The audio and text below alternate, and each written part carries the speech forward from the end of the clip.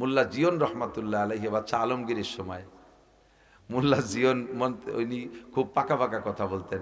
আর উনি এমন এমন কথা বলতেন, মোল্লা জিয়ন মানে এই যে মিলাদ ফোড়া মোল্লা না, কওমি মাদ্রাসার সিলেবাসে উসুলে ফেকার সবচাইতে কঠিন কিতাব যে কটা তার ভিতরে একটা নুরুল আনোয়ার। এই নুরুল আনোয়ার লেখছে মোল্লা জিয়ন বাদশাহ আলমগীরের ধর্মমন্ত্রী, মন্ত্রী চলাকালে এই কিতাব লেখছে, যেটা সেই থেকে নিয়ে আজও পর্যন্ত দর্শে নিজামিতে পড়ায় এবং উসুলে ফেকার সবচাইতে মজার কিতাব নুরুল আনোয়ার। তো বড় বহুত বড় আলেম, এমনি উপাধি ওই যেমন আফগানিস্তান থেকে মোল্লা ওমর, মোল্লা কয় মোল্লা ওমর মানে মিলা থোড়াইনি মোল্লা না, ওটা বেটা মোল্লা। তো এই মোল্লা জিয়ন রহমতুল্লাহ আলাইহি মন্ত্রী সবাই বসলে উনারে যদি কেউ একটা কথা বলতো উনি এমন জবাব দিত তাতে সে লজ্জায় আর বছরের মধ্যে উনার সাথে কথা বলতে সাহস পেত না। আর মোল্লা জিয়নের কাছে সবাই হারিয়ে যায়, বাদশাহ মাঝে মাঝে কথা বলতে যে হারিয়ে যায়। তাই আজকে বাদশাহ মোল্লা জিয়নরে বলছে, মোল্লা বলেন তো আমার এই পুকুরি কয় গিলাস পানি আছে? আপনি তো এত ফাঁকা ফাঁকা কথা কন, আপনার মেজারমেন্ট হিসাব নিকাশ খুব কঠিন, বলেন তো পুকুরি কয় গিলাস পানি আছে? না বলতে বলি পরে আজকে কিন্তু সব এমপি মন্ত্রীর হাতে তালে জি স্যার ঠিক হয়েছে, আজকে মোল্লা ধরা খাইছে, বলাই লাগবে পানি কয় লাগবে, এই গিলাস পুকুরি কয় গিলাস আছে পানি? হ্যাঁ মোল্লা জিওর কাছে স্যার গিলাসটা কটুক তা তো কর নেই, গিলাস তো ছোট বড় কত পদের আছে। কয় তার মানে?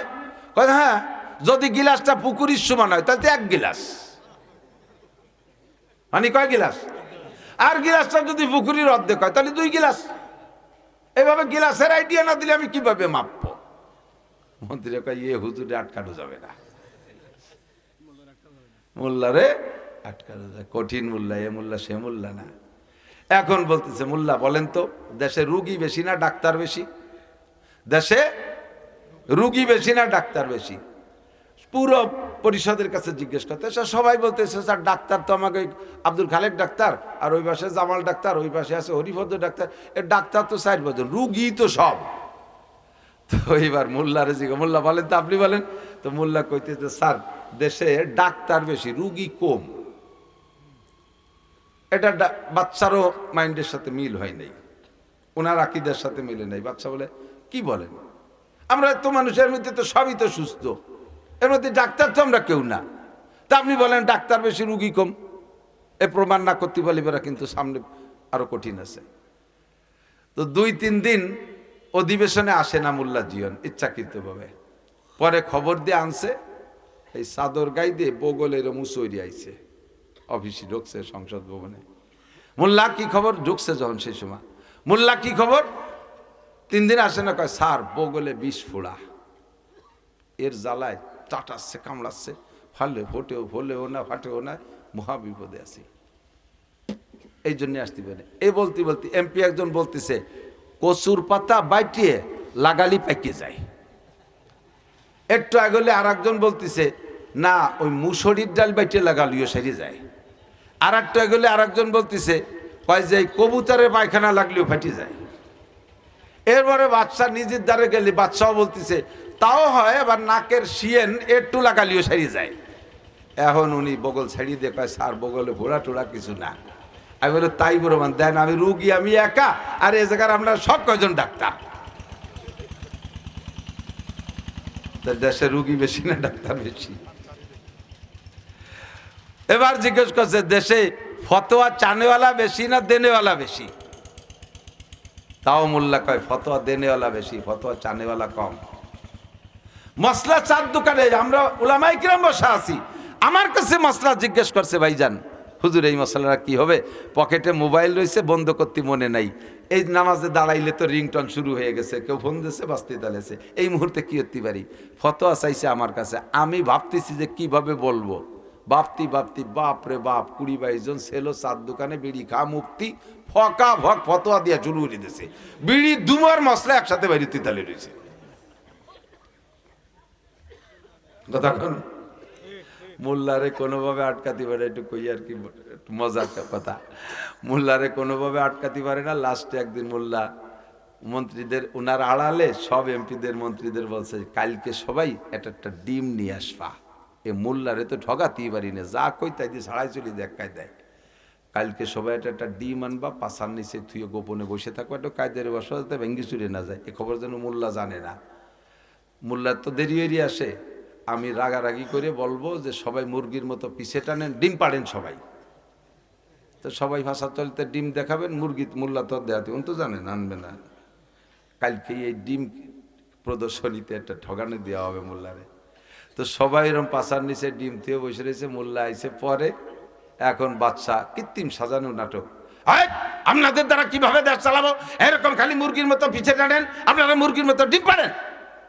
বললি ভাষার তলেতে ডিম একটা বাইরে সবাই দেখাইছে যে স্যার এই যে ডিম। আর মোল্লার তো ডিম নাই, মোল্লা দাঁড়াইছে, আর মোল্লা বুকা সাজি গেছে, মোল্লা কি ব্যাপার ডিম দেখান না কেন? এর মধ্যে মোল্লা ডাক করছে কুকু কুক। তার মানে কয় স্যার এতগুলো মুরগিতে ডিম পারলে একটা মোরগ না থাকলে তো ডিম বাওয়া হয়ে যাবে না, আমি মোরগ। দোয়া মুনাজাত করলে করতে পারতেন, এগুলো সবই ইবাদত, আজকে রাত্রের ইবাদত। আল্লাহ পাক মাগরিবের পর থেকে নিয়ে সুবহে সাদেকের আগ পর্যন্ত আপনাদের আমাদেরকে ডেকে ডেকে প্রয়োজনগুলো নিজে উল্লেখ করে ডাক দিবেন যে এই প্রয়োজনের কে আসো চলে আসো, এই অভাবে কে আসো চলে আসো। কার কোন সমস্যা আল্লাহ পাক একটা একটা করে, সব সমস্যা তো আল্লাহ দেয় আর আল্লাহ জানে সমস্যাগুলো, এক একটা করে ধরে ধরে ডেকে ডেকে আমাদেরকে সমাধান করার জন্য আল্লাহ পাক আহ্বান করেন। মাগরিব থেকে ফজর পর্যন্ত আমরা সেই কাজ বাদ দিয়ে এখানে বসে রয়েছি। তো এখান থেকে যদি আমার তার চাইতে বেশি ইনকাম না হয়, অবশ্যই আমরা এখানে বসবো না। হুজুর বলেন এই জায়গার ফজিলত, আর আজকের এই জায়গার ইনকাম কি? মজলিসু ফিকহিন, যে মজলিসে বসে মাসআলা মাসাইল শরীয়তের বিধিবিধানের আলোচনা হয়, যত ছোট মজলিসই হোক না কেন, লোকও কম হোক, আলোচনা খুব স্বল্প সময় হোক, ধরে নেন একটা মাসালার আলোচনাই হোক, মাসালা আলোচনা, ওই মজলিসটার দাম 60 বছর নফল নামাজ ও নফল রোজার চাইতে বেশি। আজকে লাইলাতুল বারাত, ইশার নামাজ ফরজ, মাগরিবের নামাজ ফরজ, আবার ফজরের নামাজও ফরজ হবে। এছাড়া সারা রাত যত ইবাদত করব সব ইবাদত নফল, সব ইবাদত নফল। এমন রাত সহ 60 বছরের ভিতরে শবে বরাত 60 বার, শবে কদরও 60 বার,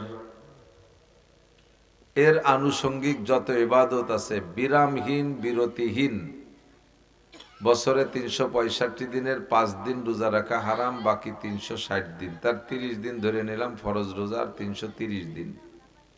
এই 330 দিন নফল রোজা রাখলে দিনে রাত্রে 5টি টাইম নফল নামাজ পড়া জায়েজ নাই। 2 টাইমে মাকরু, 3 টাইমে হারাম, সূর্য উদয়ের সময় আর ঠিক দুপুরে আর অস্ত যাওয়ার সময় হারাম।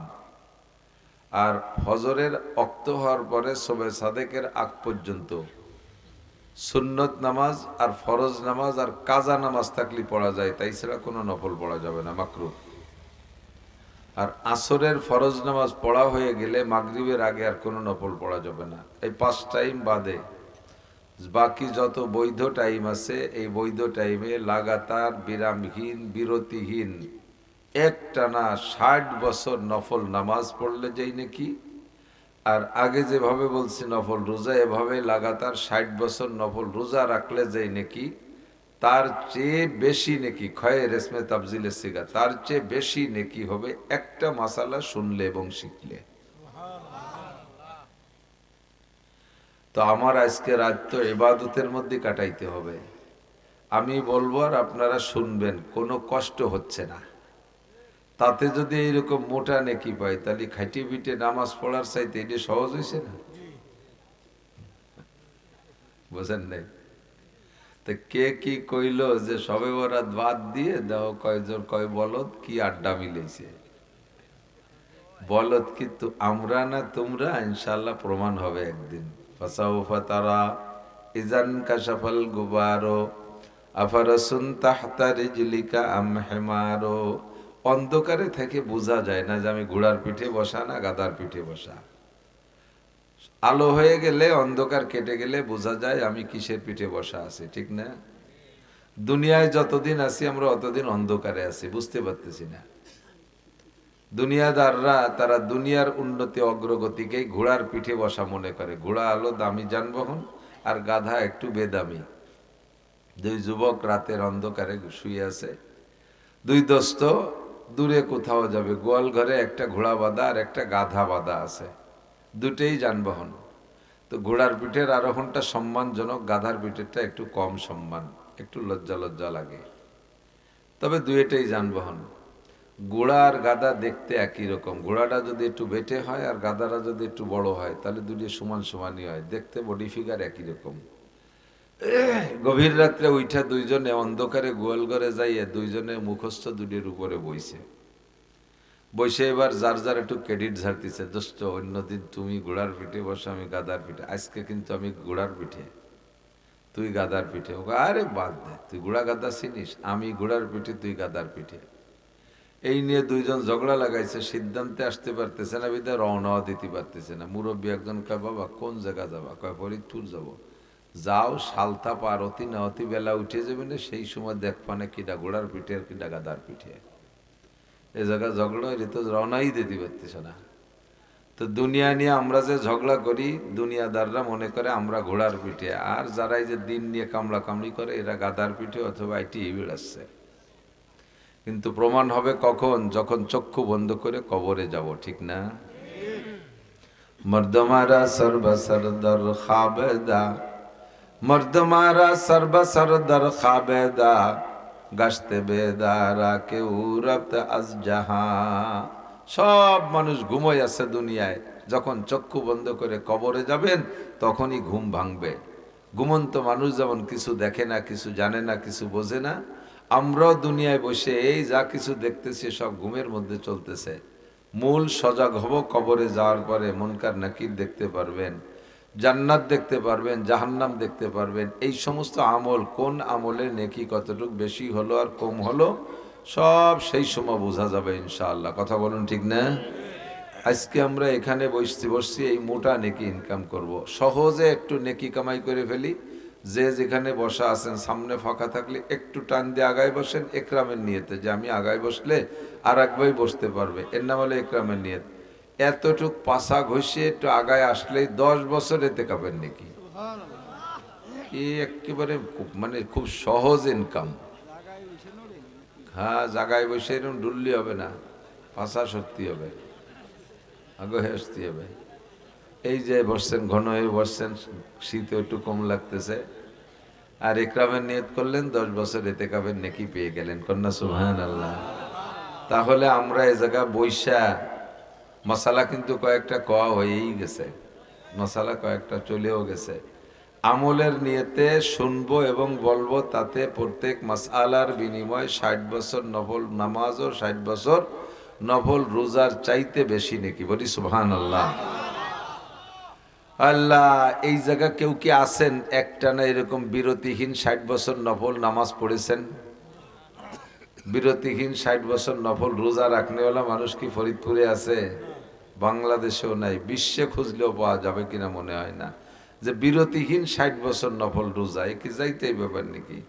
অথচ হুজুর নিজেই বললেন সহি হাদিস, মাসালা শুনলে শিখলে 60 বছর নফল নামাজ ও রোজার চাইতে বেশি নেকি।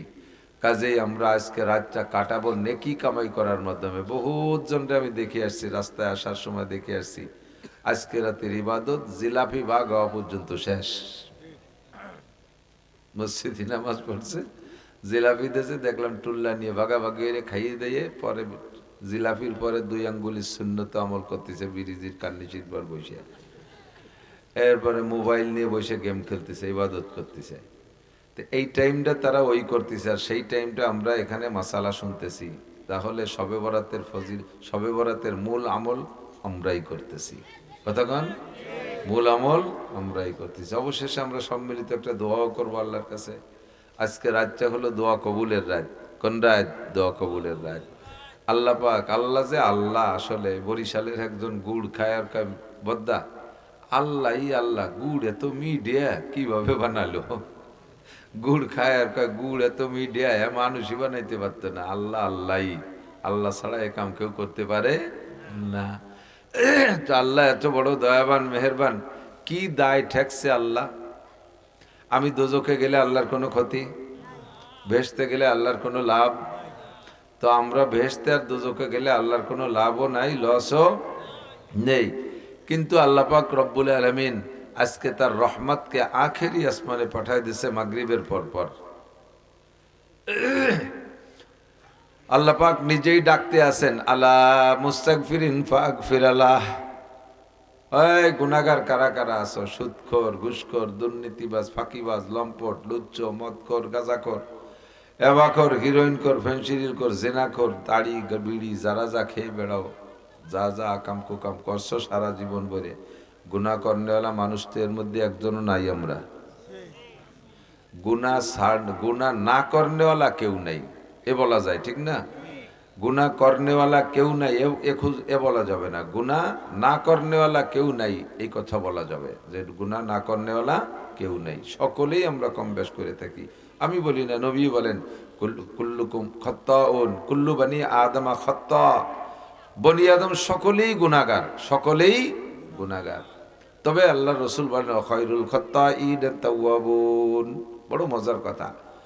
তো গুনাহগারদের ভিতরে আবার আল্লাহর কাছে বড় পছন্দের গুনাহগার, যে গুনার পরে তওবা করে, গুনার পরে তওবা করে। বান্দা গুনাহ করবে আল্লাহ জানে, গুনার জগৎ, গুনাহ করানোর জন্য, গুনাহ করানোর জন্য পিছনে শত্রুও লেগে আছে। নাম কি? মিস্টার ইবলিস। কি নাম? মিস্টার দেখুন নাকি হযরত মাওলানা ইবলিস? মিস্টার ইবলিস। সারারা দুনিয়ারে জ্বালাই খাইতেছে মিস্টাররা। মিস্টার ডোনাল্ড ট্রাম্প শুনছেন বর্তমানে, খবর পাইছেন? বিশ্ব সেরা ৫, ৭, ১০ বদমায়েশ, কত বড় লুচ্চা, কত বড় বদমায়েশ। এই দুনিয়ার থেকে বাছাই করা সুন্দরী অল্প বয়সী মেয়েদেরকে নিয়ে সাগরের দ্বীপের উপরে, সেখানে আলিশান বিল্ডিং বানাইয়া দুনিয়ার যত পয়সাওয়ালা চরিত্রহীনদেরকে নিয়ে এই মেয়েদেরকে দিয়ে ব্যবসা করে পয়সা কামাই করতেছে। 14, 15, 16, 12, 13, 14, 15, 16 এই বয়সী মেয়েগুলোকে নিয়ে কারা এইগুলো করতেছে? আমেরিকার বড় বড় ব্যবসায়ী, ইউরোপিয়ান, তারপরে কি কয় অস্ট্রেলিয়ান, ফ্রান্সিয়ান, আমেরিকান, ডোনাল্ড ট্রাম্প এ মুরব্বীও আছে ওর মধ্যে। এই মোদি গদি এরা সব আছে, ওই নুচ্চ পাল্টি সব সেই জায়গায় আড্ডা করে যায়। তো এই মিস্টাররাই দুনিয়ারে জ্বালাই খাইতেছে, মধ্যপ্রাচ্যে আগুন জ্বালাচ্ছে, সারা দুনিয়াটা জ্বালায়। এই মিস্টারকে নেতা, মিস্টারের নাম মিস্টার ইবলিস। নাম কি? মিস্টার ইবলিস, ঠিক না? তো মিস্টার ইবলিস পিছনে লেগে আছে আমাকে আপনাকে দিয়ে গুনাহ করাবে, এটা আল্লাহ জানে। এই জন্য আল্লাহ পাক রব্বুল আলামিন এই রাত্রে সব গুনার নাম ধরে ধরে বলেন, সুদখোর কে আছো চলে আসো তওবা করো, ঘুষখোর কে আছো চলে আসো তওবা করো, জিনাখোর কে আছো চলে আসো, ও যুবক নেশা খেয়ে তুমি মাতালের মতো মাতাল হয়ে ঘুরতেছো চলে আসো, বেপর্দা মহিলা সারা বছর বেপর্দা করেছো চলে আসো, আলা মুস্তাগফিরিন কে আছো গুনাহগার চলে আসো, ফাগফিরালা আমি তোমারে মাফ করে দেব। দুনিয়ার কোনো প্রথা নাই যে আপনি কাহারও অন্যায় করছেন আর সে আপনারে ডাকে, তুই আমার সাথে অন্যায় করছিস আমার কাছে মাপ চা, আমি মাফ করে দেব, এভাবে ডাকে না। বরঞ্চ কেউ যদি বুঝেই শুনে নিয়ে মাপ চাওয়ায় তাহলে দায় থেকে মাফ করে।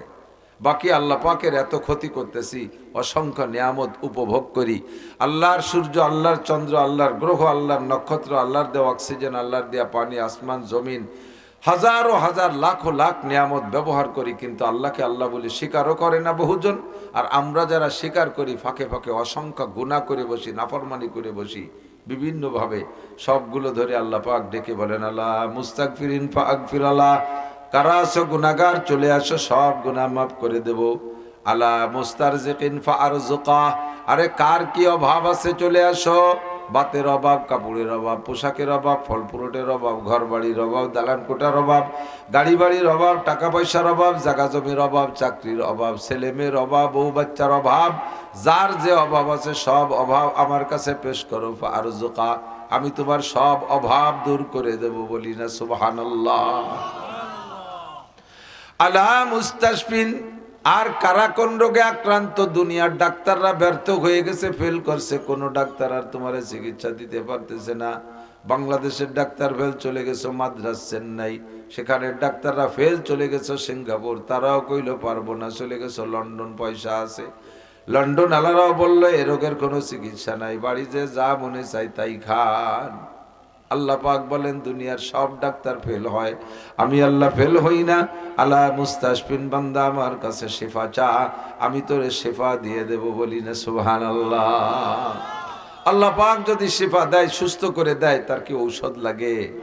ইনজেকশন লাগে না, ট্যাবলেট বড়ি লাগে না। তবে চাওয়ার মতো চাইতে হবে, কান্দার মতো কানতে হবে। ভাষা ভাষা চেয়ে দিলাম, অথচ মসজিদের ইমাম সাহেব 2 কেজি জিলাপি দিয়ে করলাম যে হুজুর আমার জন্য একটু দোয়া করেন, আমি আসতে পারতেছি না, আমি তো একটু বিড়ি ধরাইছি, কাজটা আপনি সারিয়ে দেন। তো তোমার মতো এই বাদামের জন্য দোয়া করলে দোয়া কবুল হবে নাকি? হুজুরে জিলাপি কিনে দিয়েছে কয় বাপ বেটার ভেস্তের জন্য, হুজুর জিলাপি খাইয়ে দেয়, ওকে ভেস্তে পাঠায় দেয়, ভেস্তে কি 200 জিলাপিতে বিক্রি হয়ে গেল? হ্যাঁ, যাই চাইবো মোনাজাতের সময় আমার একাগ্রতা থাকতে হবে খুব গভীরভাবে। অনেকে মোনাজাত করে আর এইভাবে দড়ি পাতি তালে থায়, দেখলেন না? রব্বানা যালামনা আনফুসানা ওয়া ইল্লাম তাগফির লানা আল্লাহ রব্বানা আতিনা মিন লাদুনকা। এই সমস্ত মোনাজাতে আল্লাহ কিচ্ছু দেয়। এই রাস্তায় কথা কয় কারা? মোনাজাতের সময় আপনার একাগ্রতা হবে এমন ভাবে মোনাজাত, প্রত্যেকটা কথা বলবো আমি আল্লাহর কাছ থেকে ওইটা আদায় করে নিয়ে তারপরে দ্বিতীয় কথা বলবো। আল্লাহর এক বান্দা কয় আল্লাহ আমি তোমার জিকির করতে আর একটা সিজদাও দিতে পারবো না, আমি আর একটা সিজদাও দিতে পারবো না। তুমি বলো যে আগের সিজদাগুলো কবুল করছো কিনা, আমার আগের সিজদা কবুল করছো বলো, নইলে আমি সিজদা দেব না। এ কথাটা বলা যায় কার কাছে? আল্লাহর কাছে না। কার কাছে? যার সাথে এরকম গভীর দাবি সান্দা যায়, যার কাছে দাবি করা যায়, এরকম সম্পর্ক আছে যার কাছে, ঠিক না?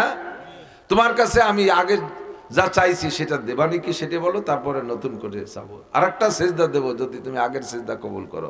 এবার রোজা রাখবো যদি গতবারই রোজা কবুল করো, হজরের নামাজ পড়বো যদি ঈশা কবুল করো।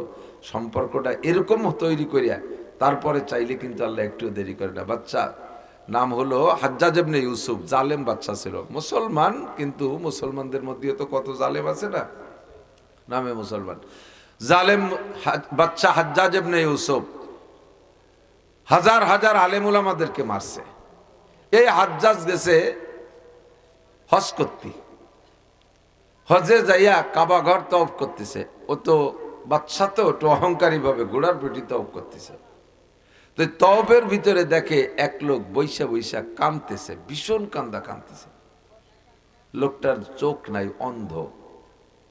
উনি তাকে ডেকে নিয়ে বলছে এই কাঁদিস কেন? কবে আইছিস হজে? কয় যে আসছি কয়েকদিন। কয় তওয়াফ হইছে? কয় 7 গুল্লি তেলে 1 তওয়াফ বলে, সবুজ বাতি আছে ওখান থেকে ঘুরে এসে ওই জায়গায় আসলে 1 তওয়াফ হয়, এভাবে 7 চক্করে 1 তওয়াফ। তো বলে 7 চক্করের 4 চক্কর হইছে আর 3টে বাকি আছে, তুই কাঁদিস কেন? কি জন্য কাঁদিস? কয় আমি আর কিছু না, আমি এবার তওয়াফে কাঁদতেছি আমার চোখের জন্যে। আল্লাহ সবাই যে 2টো চক্ষু দিয়েছে, দুনিয়ার আল্লাহর কত কুদরত, তারা চোখ দিয়ে দেখে। আমাকে আল্লাহ তাআলা জন্মসূত্রে চক্ষু 2টে দেয় নাই। আমার যে মায়ের পেটে জন্ম নিলাম সে মার মুখখানা আমি দেখতে পারি না, আব্বা জন্মদাতা আব্বারে দেখতে পারি না।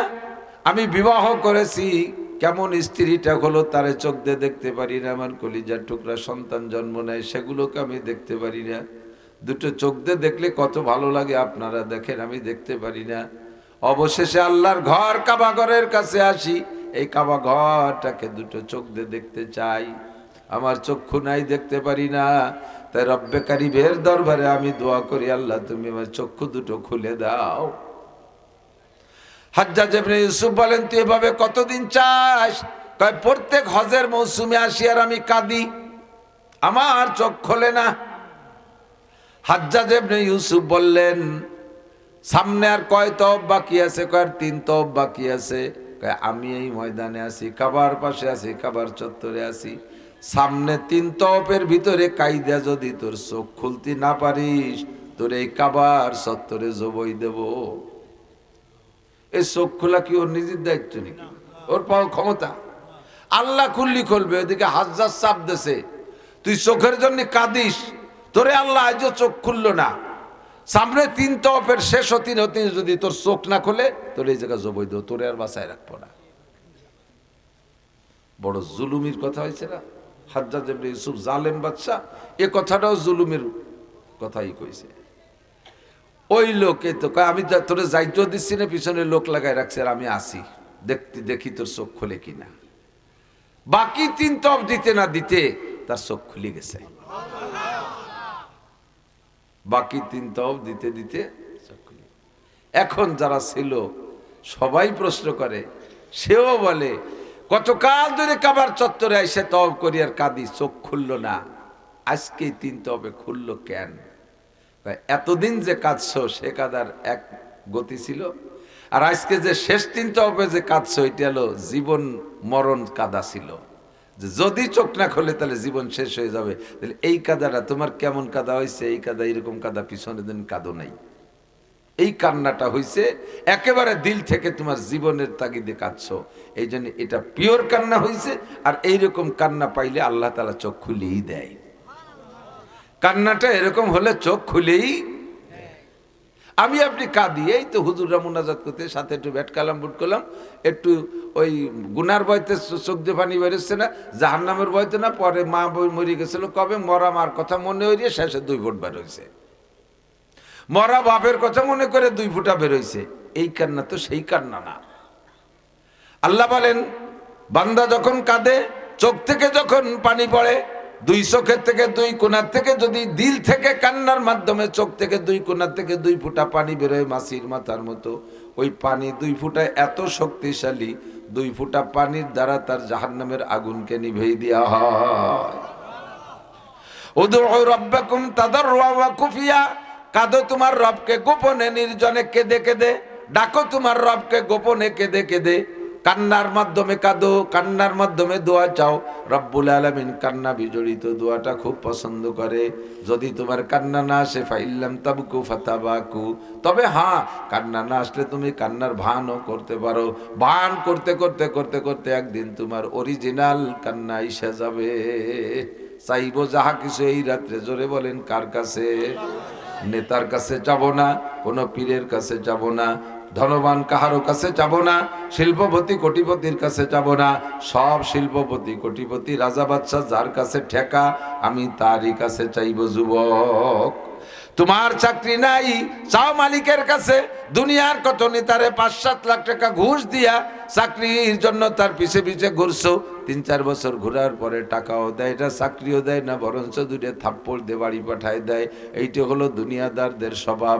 আল্লাহ পাক রব্বুল আলামিন বলেন বান্দা আমার কাছে চা, উদউনি আস্তাজিব লাকুম, আমার কাছে চা, আমি তোর সব চা পূরণ করব, সব দোয়া কবুল করব, একটা দোয়া মিস করব না। আমি আল্লাহকে তোরা চিনিস না, ওয়া ইন্নাল্লাহা লা ইউখলিফুল মিয়াদ, আমি আল্লাহ পাক রব্বুল আলামিন ওয়াদা খিলাফ করি না। আল্লাহ পাক বলেন আমি ওয়াদা খিলাফ করি না, বলেছি দোয়া কর কবুল করব, আমি তোর দোয়া কবুল করবই, যা চাইবি সব তোরে দিয়ে দেব। তবে চাওয়ার মতো চাবি ওই অন্ধ লোকটা চোখ খোলার জন্য যে শেষ 3টা তওয়াফ দেছে, ওই 3টা তওয়াফের কান্নার মতো কাঁদবি। চাইবো কার কাছে? বলবেন কার কাছে? যার যার চাওয়া সেই সেই চাবেন, আর একজন দিয়ে বাড়া হয়ে দিয়ে চাওয়ার দরকার নেই। এই আমাদের দেশে মানুষ যখন অসুস্থ হয়ে বিছানায় পড়ে থাকে, মারাত্মক রোগে কতদিন পড়ে রয়েছে, মরেও না বাঁচেও না, সেই সময় বাড়িওয়ালারা 4-5 হাজার টাকা হুজুরকে দিয়ে আসে মাদ্রাসা, হুজুর আমার আব্বার নামে একটা জালালি খতম পড়াই দিয়েন। জালালি খতম কয়তো? দোয়া ইউনুস খতম, দোয়া ইউনুস খতম পড়াই দিয়েন। বাড়ির বিপদে পড়ছে ওরা, আর দোয়া পড়বে হুজুররা। এই দোয়া ইউনুস কোন দোয়ারে কয় জানেন নাকি? লা ইলাহা ইল্লা আনতা সুবহানাকা ইন্নী কুনতু মিনাজ জালিমিন। এই দোয়া না, এটা পড়ছিল কিরা? ইউনুস আলাইহিস সালাম। ইউনুস আলাইহিস সালাম পড়ছে, ঠিক না? কখন পড়ছে? যখন মাছের পেটের ভিতরে বন্দী ছিল, মাছে গিলে ফেলাইছে আর বের হতে পারতেছে না। ফালাউলা আন্নাহু কানা মিনাল মুসাব্বিহিনা লালাবিসা ফি বাতনিহি ইলা ইয়াউমি ইউবআসুন, যদি উনি লা ইলাহা ইল্লা আনতা সুবহানাকা ইন্নী কুনতু মিনাজ জালিমিন না পড়তেন, তাহলে মাছের পেটের মধ্যে কিয়ামত পর্যন্ত থাকতো, হজম হইতেন না, মাছের পেটের মধ্যে থাকিয়া থাকিয়া যাইতেন। যখন উনি লা ইলাহা ইল্লা আনতা সুবহানাকা পড়েছেন, তখন এই মহা বিপদ থেকে আল্লাহ ওনাকে নাজাত দিয়েছেন। মাছে যাইয়া সাগরের পাড়ে যে উগরাই দিছে, বমি করে দিছে, আর উনি বের হয়ে গেছেন। সাগরের পাড়ে 40 দিন ছিলেন। জিব্রাইলের মাধ্যমে আল্লাহ তাআলা লাউ গাছ লাগাইয়া, লাউ গাছের নিচে মাছি পড়ে না, যাতে গায়ে মাছি না পড়ে। 40 দিন মাছের পেটে থাইকে তো বডিটা নরম হয়ে গেছে, নরম দেহের উপরে মাছি টাছি পড়লে আবার পোকামাকড় লাগতে পারে, এই জন্যে লাউ গাছ লাগাই দিছে।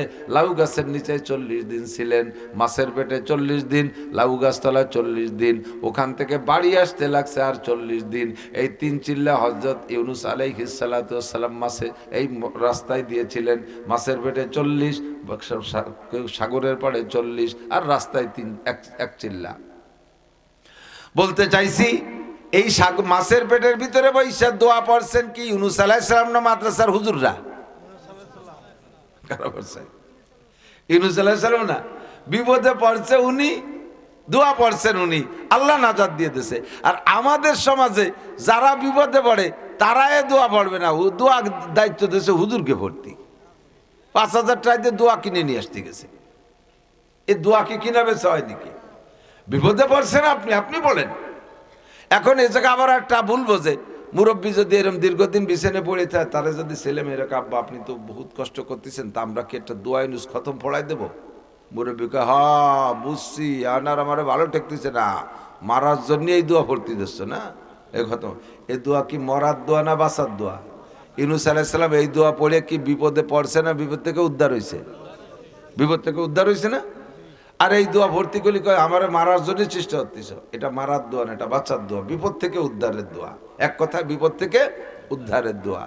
যদি তার বেঁচে থাকার মধ্যে বিপদ হয় আর মরার মধ্যে যদি বিপদ উদ্ধার হয়, আল্লাহ নিয়ে যাবে। আর যদি তার বেঁচে থাকার মধ্যে বিপদ উদ্ধার হয়, তাহলে আল্লাহ তাআলা তাকে সুস্থ করে দেবে। এটা হলো সেই দোয়া। ঠিক আছে, দোয়া পড়বো যার যারটা সেই। আমরা হুজুরকে দায়িত্ব দিছি, হুজুর দোয়া করে দেন। হুজুর কি দোয়া করবে? আমাকে এই জায়গায় এটা 200 মানুষ আছেন, 200 মানুষের কার কি প্রয়োজন হুজুর জানে? 200 মানুষের 200 রকম প্রয়োজন না? হুজুর দাইয়ে পেয়ে কি করবে? নিজের কি কি প্রয়োজন আছে সেই কটা কয় মুনাজাতের মধ্যে, আর আমরা কয় আমিন আমিন আমিন। মানে হুজুর ইজ্জত চাহিদা সব আমরা আমিন কইয়ে কবুল করে দিছি, হুজুরই নামে আমরা খালি এতে বাড়ি যাব। আর যদি হুজুরের সাথে ঝামেলা থাকে, তাহলে যে কি মাইট দিয়ে দিতে পারে হুজুর আরবি দোয়ার মধ্যে, তা তো জানেন না। কমিটির লোক হুজুরের পিছনে খেপছে, এই শবে বরাতের পরে বিদায় দেব। এবার হুজুর কমিটি নিয়ে দোয়া করতে বইছে শবে বরাতে, আরবিতে দোয়াতে আল্লাহুম্মা খুজ আদাই, সবাইকে আল্লাহুম্মা আমিন।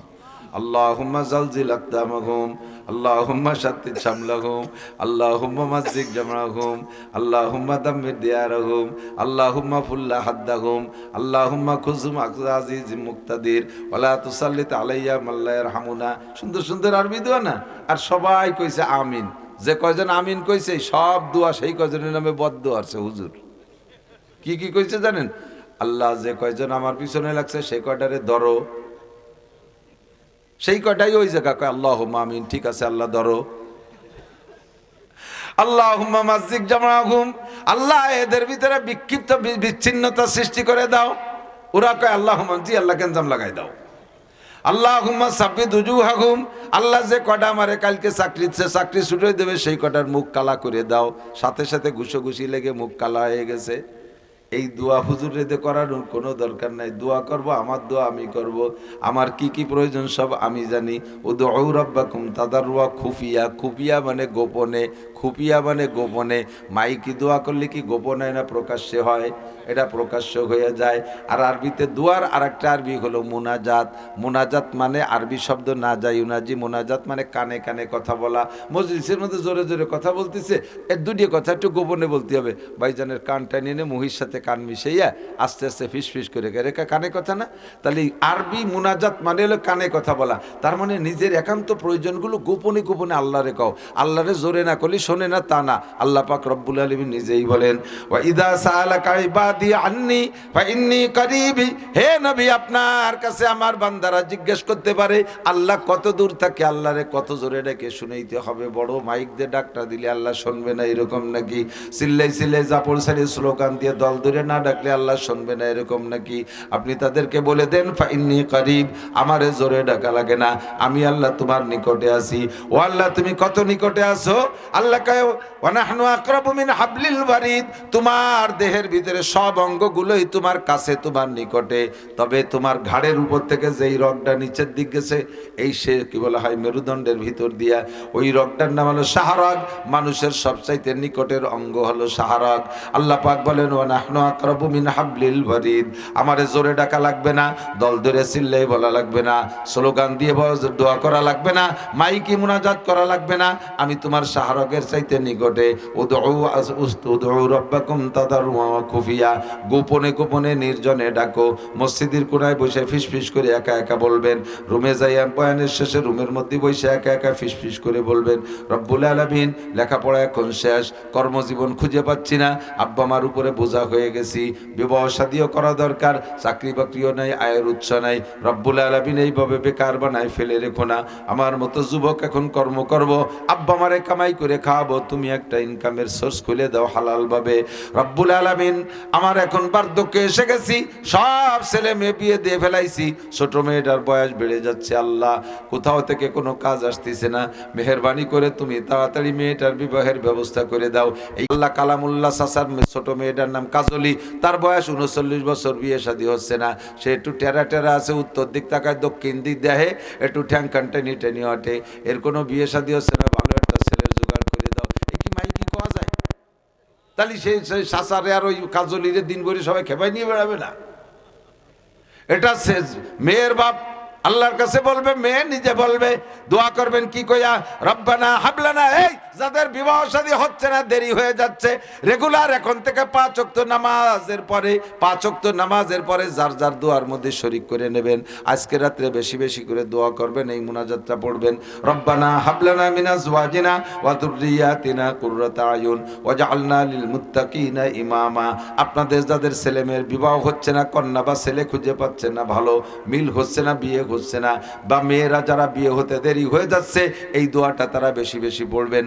আব্বারা এই দোয়া বেশি পড়বেন, সন্তান নেককার হবে, মা এই দোয়া বেশি পড়বেন, সন্তান নেককার হবে, স্বামী স্ত্রী উভয় পড়বেন, দুইজনের মধ্যে সুসম্পর্ক মিল মোহাব্বত পয়দা হবে। আল্লাহ পাক বলেন রব্বানা হাবলানা, তুমি বলো রব্বানা হাবলানা মিন আজওয়াজিনা ওয়া যুররিয়াতিনা কুররাতা আয়ুনিন ওয়াজআলনা লিল মুত্তাকিনা ইমামা। রব্বুল আলামিন, আল্লাহ পাক রব্বুল আলামিন আপনার এই দোয়া কবুল করবে, সব এই জাতীয় সমস্যার সমাধান হয়ে যাবে। আল্লাহুম্মা রযুকনা রিজকান ওয়াসিআন হালালান তাইয়্যিবা, আল্লাহ প্রশস্ত হালাল রিজিকের ব্যবস্থা করে দাও। আল্লাহুম্মা রযুকনি হায়াতান তাইয়্যিবা হায়াতান তাবিলা বিসসিহাতি ওয়াল ইফাতি ওয়াল আফিয়াতি ওয়াল মাগফিরাতি ওয়াল গিনা। আল্লাহ তুমি আমাকে হায়াতে তয়্যিবা দান করো, সুস্থতার সাথে। খেয়াল করেন, দোয়া হায়াতের দোয়া যখন করবেন, শুধু হায়াতই চাইবেন না, লম্বা হায়াত পাইলেই তার মধ্যে কোনো ক্রেডিট নাই। 200 বছর হায়াত পাইছেন, হায়াত চাইছেন, আল্লাহ 200 বছর হায়াত দিয়েছে, লাস্টের 100 বছর প্যারালাইসিসে বারান্দায় পড়ে রয়েছেন। হায়াত 200 বছর, 100 বছর বারান্দায় প্যারালাইসিসে স্ট্রোক করে পড়ে রয়েছেন। এই 100 বছর হায়াতের 5 পাইরও দাম আছে, হুটো ভাইরও দাম আছে। বরঞ্চ বাড়িওয়ালারা আপনার এনে জ্বালায় মরে, ডেলি ডেলি হুজুর গেছে, হুজুর একটা খতম পড়ে আব্বারে মারিয়ে দিয়ে যায়নি, দেখেন দি তো উজ হইও না, বাইটি হইও না, বিছেন ফাটি আগিয়ে ভাইতে নষ্ট হচ্ছে। সেদিন আমার মার মুখ বইলে কাশি বাইশি একের মাহাই বেলাই দিয়েছে। এই যে জ্বালা, এই হায়াতের কোনো দাম নাই। সুস্থতার সাথে, ইজ্জতের সাথে, প্রশস্ত হালাল রিজিকের সাথে, সম্মানের সাথে লম্বা হায়াতে তয়্যিবা দান করো। দোয়া করা যাবে না? দোয়া করা যাবে না? দোয়া এগুলিই করবেন। সর্বপ্রথম গুনার থেকে তওবা করবেন, গুনাহ মাফ চাইবেন।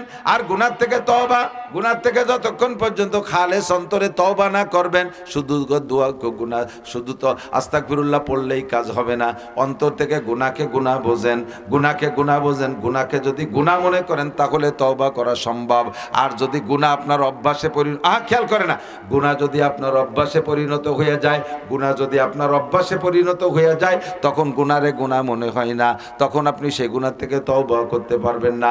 রেগুলার টেলিভিশনে নোংরা ছবি দেখতে দেখতে অভ্যাসে পরিণত হয়ে গেছে, এখন এই টেলিভিশন দেখারে গুনাহ মনে হয় না। ফেসবুক ইউটিউবে ল্যাংটা ছবি দেখতে দেখতে অভ্যাসে পরিণত হয়ে গেছে।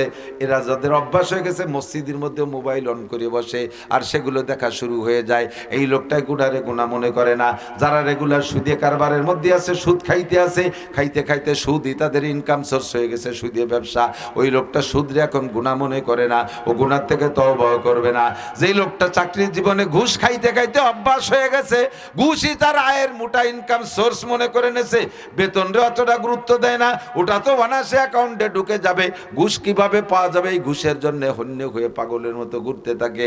ঘুষ খাইতে খাইতে অভ্যাস হয়ে গেলে এই লোকটা আর ঘুষে গুনাহ মনে করে না, ওটা তার ইনকাম সোর্স মনে করে এবং বিভিন্নভাবে যুক্তি আর দলিল পেশ করে নিজে নিজে যে এটা তো আমার চাকরিস্থলে কর্মস্থলে, এটাও তো আমার পরিশ্রমের বিনিময়ে খাচ্ছি, এইভাবে দলিল বানায় হালাল মনে করে।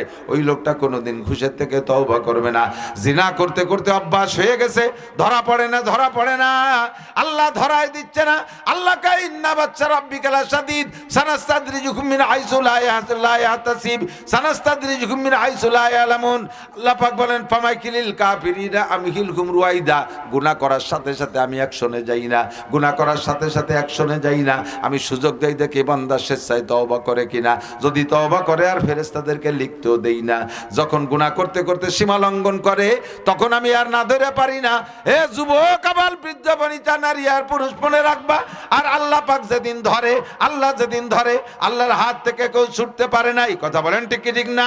সানাস্তাদরিজুকুম মিন হাইসু লা ইয়ালামুন। কোন দিক দিয়ে কারে ধরবে তুমি জানো না। কেউরে চোখের মধ্যে চোখের পাওয়ার কেড়ে নেবে, এভাবে ধরবে। কের ব্রেন স্ট্রোকের মাধ্যমে ধরবে, কের হার্ট স্ট্রোকের মাধ্যমে ধরবে, কের বাল্ব খারাপ করে দিয়ে ধরবে, কের কিডনি ড্যামেজ করে দিয়ে ধরবে, কের পাকস্থলিতে পচন ধরাই দেবে, কের ব্লাড ক্যান্সার দিয়ে দেবে, কের প্যারালাইসিস করে অঙ্গ এক একটা অঙ্গ হানি করে ফেলায় রাখবে। কোন দিক দিয়ে কারে ধরবে কেউ জানো না, এটা আল্লাহ পাকই জানে।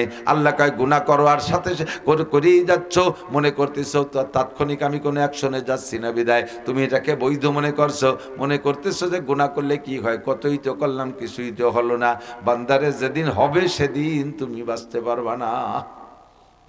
ধরবে যেদিন, বহুত জনকে ধরিয়ে দেখাইছে। দুঃখের বিষয় হলো মানুষ এগুলো প্রক্ষেপ করে না।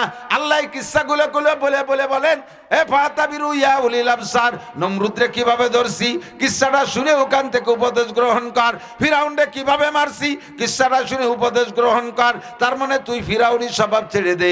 কার সাদ্দাদরে কিভাবে মারছি কিসসাটা শুনে সেখান থেকে উপদেশ গ্রহণ কর। বর্তমান, বিগত, অতীত সবকিছু দেখেন, এরকম বহুত ঘটনা আল্লাহ ঘটায় দেখাইছে। বহুত প্রভাবশালী সমাজ নেতা, সমাজের বহুত প্রভাবশালী মাতুব্বারদেরকে দেখেছি জীবনের শেষ দিক দিয়ে স্টক করে পড়ে রইছে, পেশাব পায়খানা একসাথে গুলাই ফুলাই নইছে, নিজের ভাত কটা নিজে হাত ধরে মুখে উঠাই খাইতে পারে না, মসজিদে নামাজ পড়তে যাইতে পারে না, আউ মাউ খাও মাওয়ারে কথাটাও ক্লিয়ার করে বলতে পারে না। এরকম জালেম, এরকম অন্যায় বিচারক মাতুব্বারদেরকে দেখছেন কি দেখেন নাই? বহু চাকরিজীবীকে দেখেছি, ডিপার্টমেন্টে চাকরি করছে, ডিপার্টমেন্টের নাম বলবো না, চাকরি যতদিন করছে ততদিন শক্তি খাটায় সব কামাই করে আসছে। বাড়ি আসার পরে শেষ দিক দিয়ে 5-7 বছর প্যারালাইসিসে পড়ে রয়েছে, হাত দুটো অচল, পা দুটো অচল, বড় অসহায় হয়ে পড়ে আছে। আল্লাহ কয় কখন কারে ধরবো আমি জানি। ও বান্দা, সুযোগ আছে, আজকে রাত লাইলাতুল বরাত, আয় সবাই আয় সবাই আয়, 7 বার আগার তওবা শেখাস্তি বাজা, ভয় নাই 100 বার তওবা করেছিস আর ভঙ্গ করেছিস, আমি আল্লাহ পাক দরজা খুলে রেখেছি। কুল ইয়া ইবাদিয়াল্লাযীনা আসরাফু আলা আনফুসিহিম লা তাকনাতু মির রাহমাতিল্লাহ ইন্নাল্লাহা ইয়াগফিরুদ যুনুবা জামিআ ইন্নাহু হুয়াল গফুরুর রহিম। জীবনে যত গুনাহ করেছো নিরাশা হয়ে যেও না, আমি আজকে ক্ষমার দরজা খুলে দিয়েছি, বান্দা চলে আসো, তোমার সব গুনাহ মাফ করে দিয়ে আর একটা বোনাস দিয়ে দেব অতিরিক্ত। তুমি যদি খালেস তওবা করো যে গুনাহ করছি তো আর করব না, ছাড়ছি তো আজকে ছেড়েই দিছি আর কোনোদিন করব না এই গুনাহ, তাহলে এমন তওবার বিনিময়ে তোমার বিগত জীবনের সব গুনাহগুলো আমি আল্লাহ তাআলা নেকি দ্বারা বদলাইয়া দেব।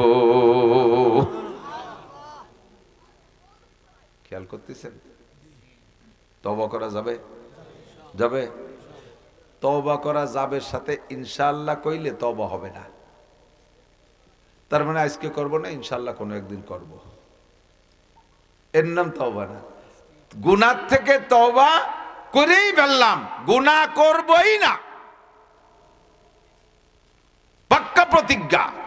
গুনাহ কি এটা আপনার জানতে বাকি নাই। গুনাহ কি জানেন না এমন কোনো মানুষ নেই। আর নেকি কিসে কিসে হয় তাও জানেন না, সাবালেগ নারী আর পুরুষ কেউ বাকি নাই, সকলেই জানেন।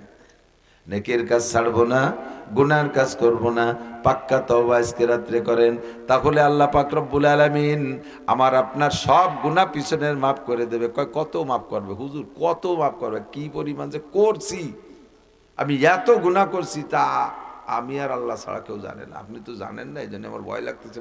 আল্লাহ কয় না, নবী পাক বলেন তোমার গুনার সংখ্যা যদি হয় কাদাদি আওরাকিল আশজার, পৃথিবীতে যত গাছ আছে আর এতে যত পাতা আছে গুনিয়ে সারা যাবে?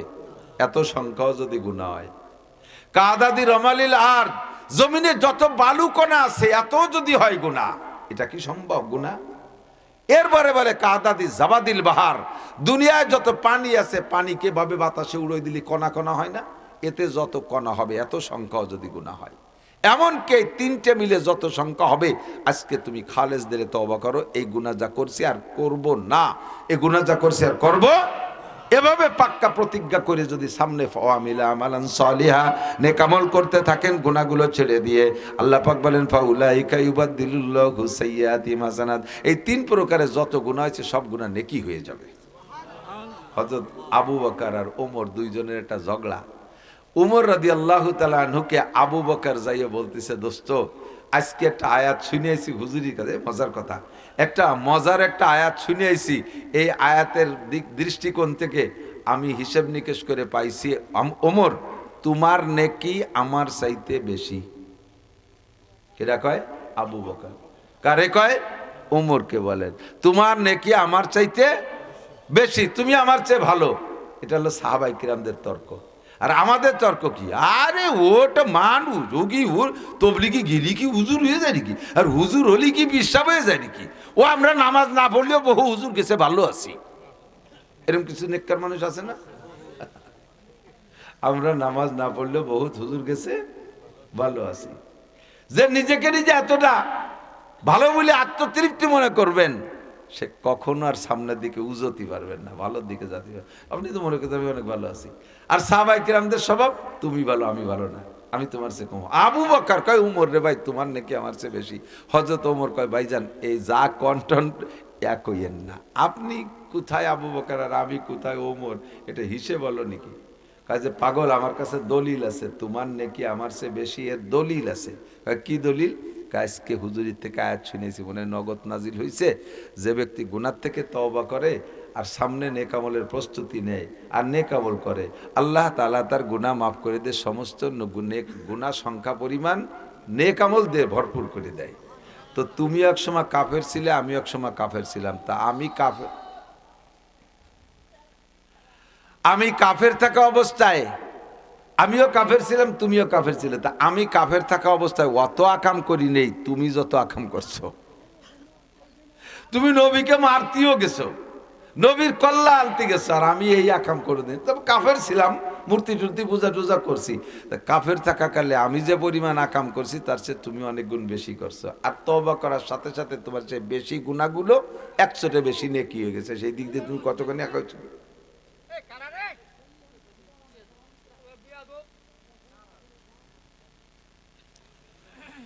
আল্লাহ, এই বেশি চিল্লে পাল্লা হইল না, হই হুল্লা করো না, তাহলে কিন্তু বদনাম বাড়ি পর্যন্ত ফাটাই দেবানি।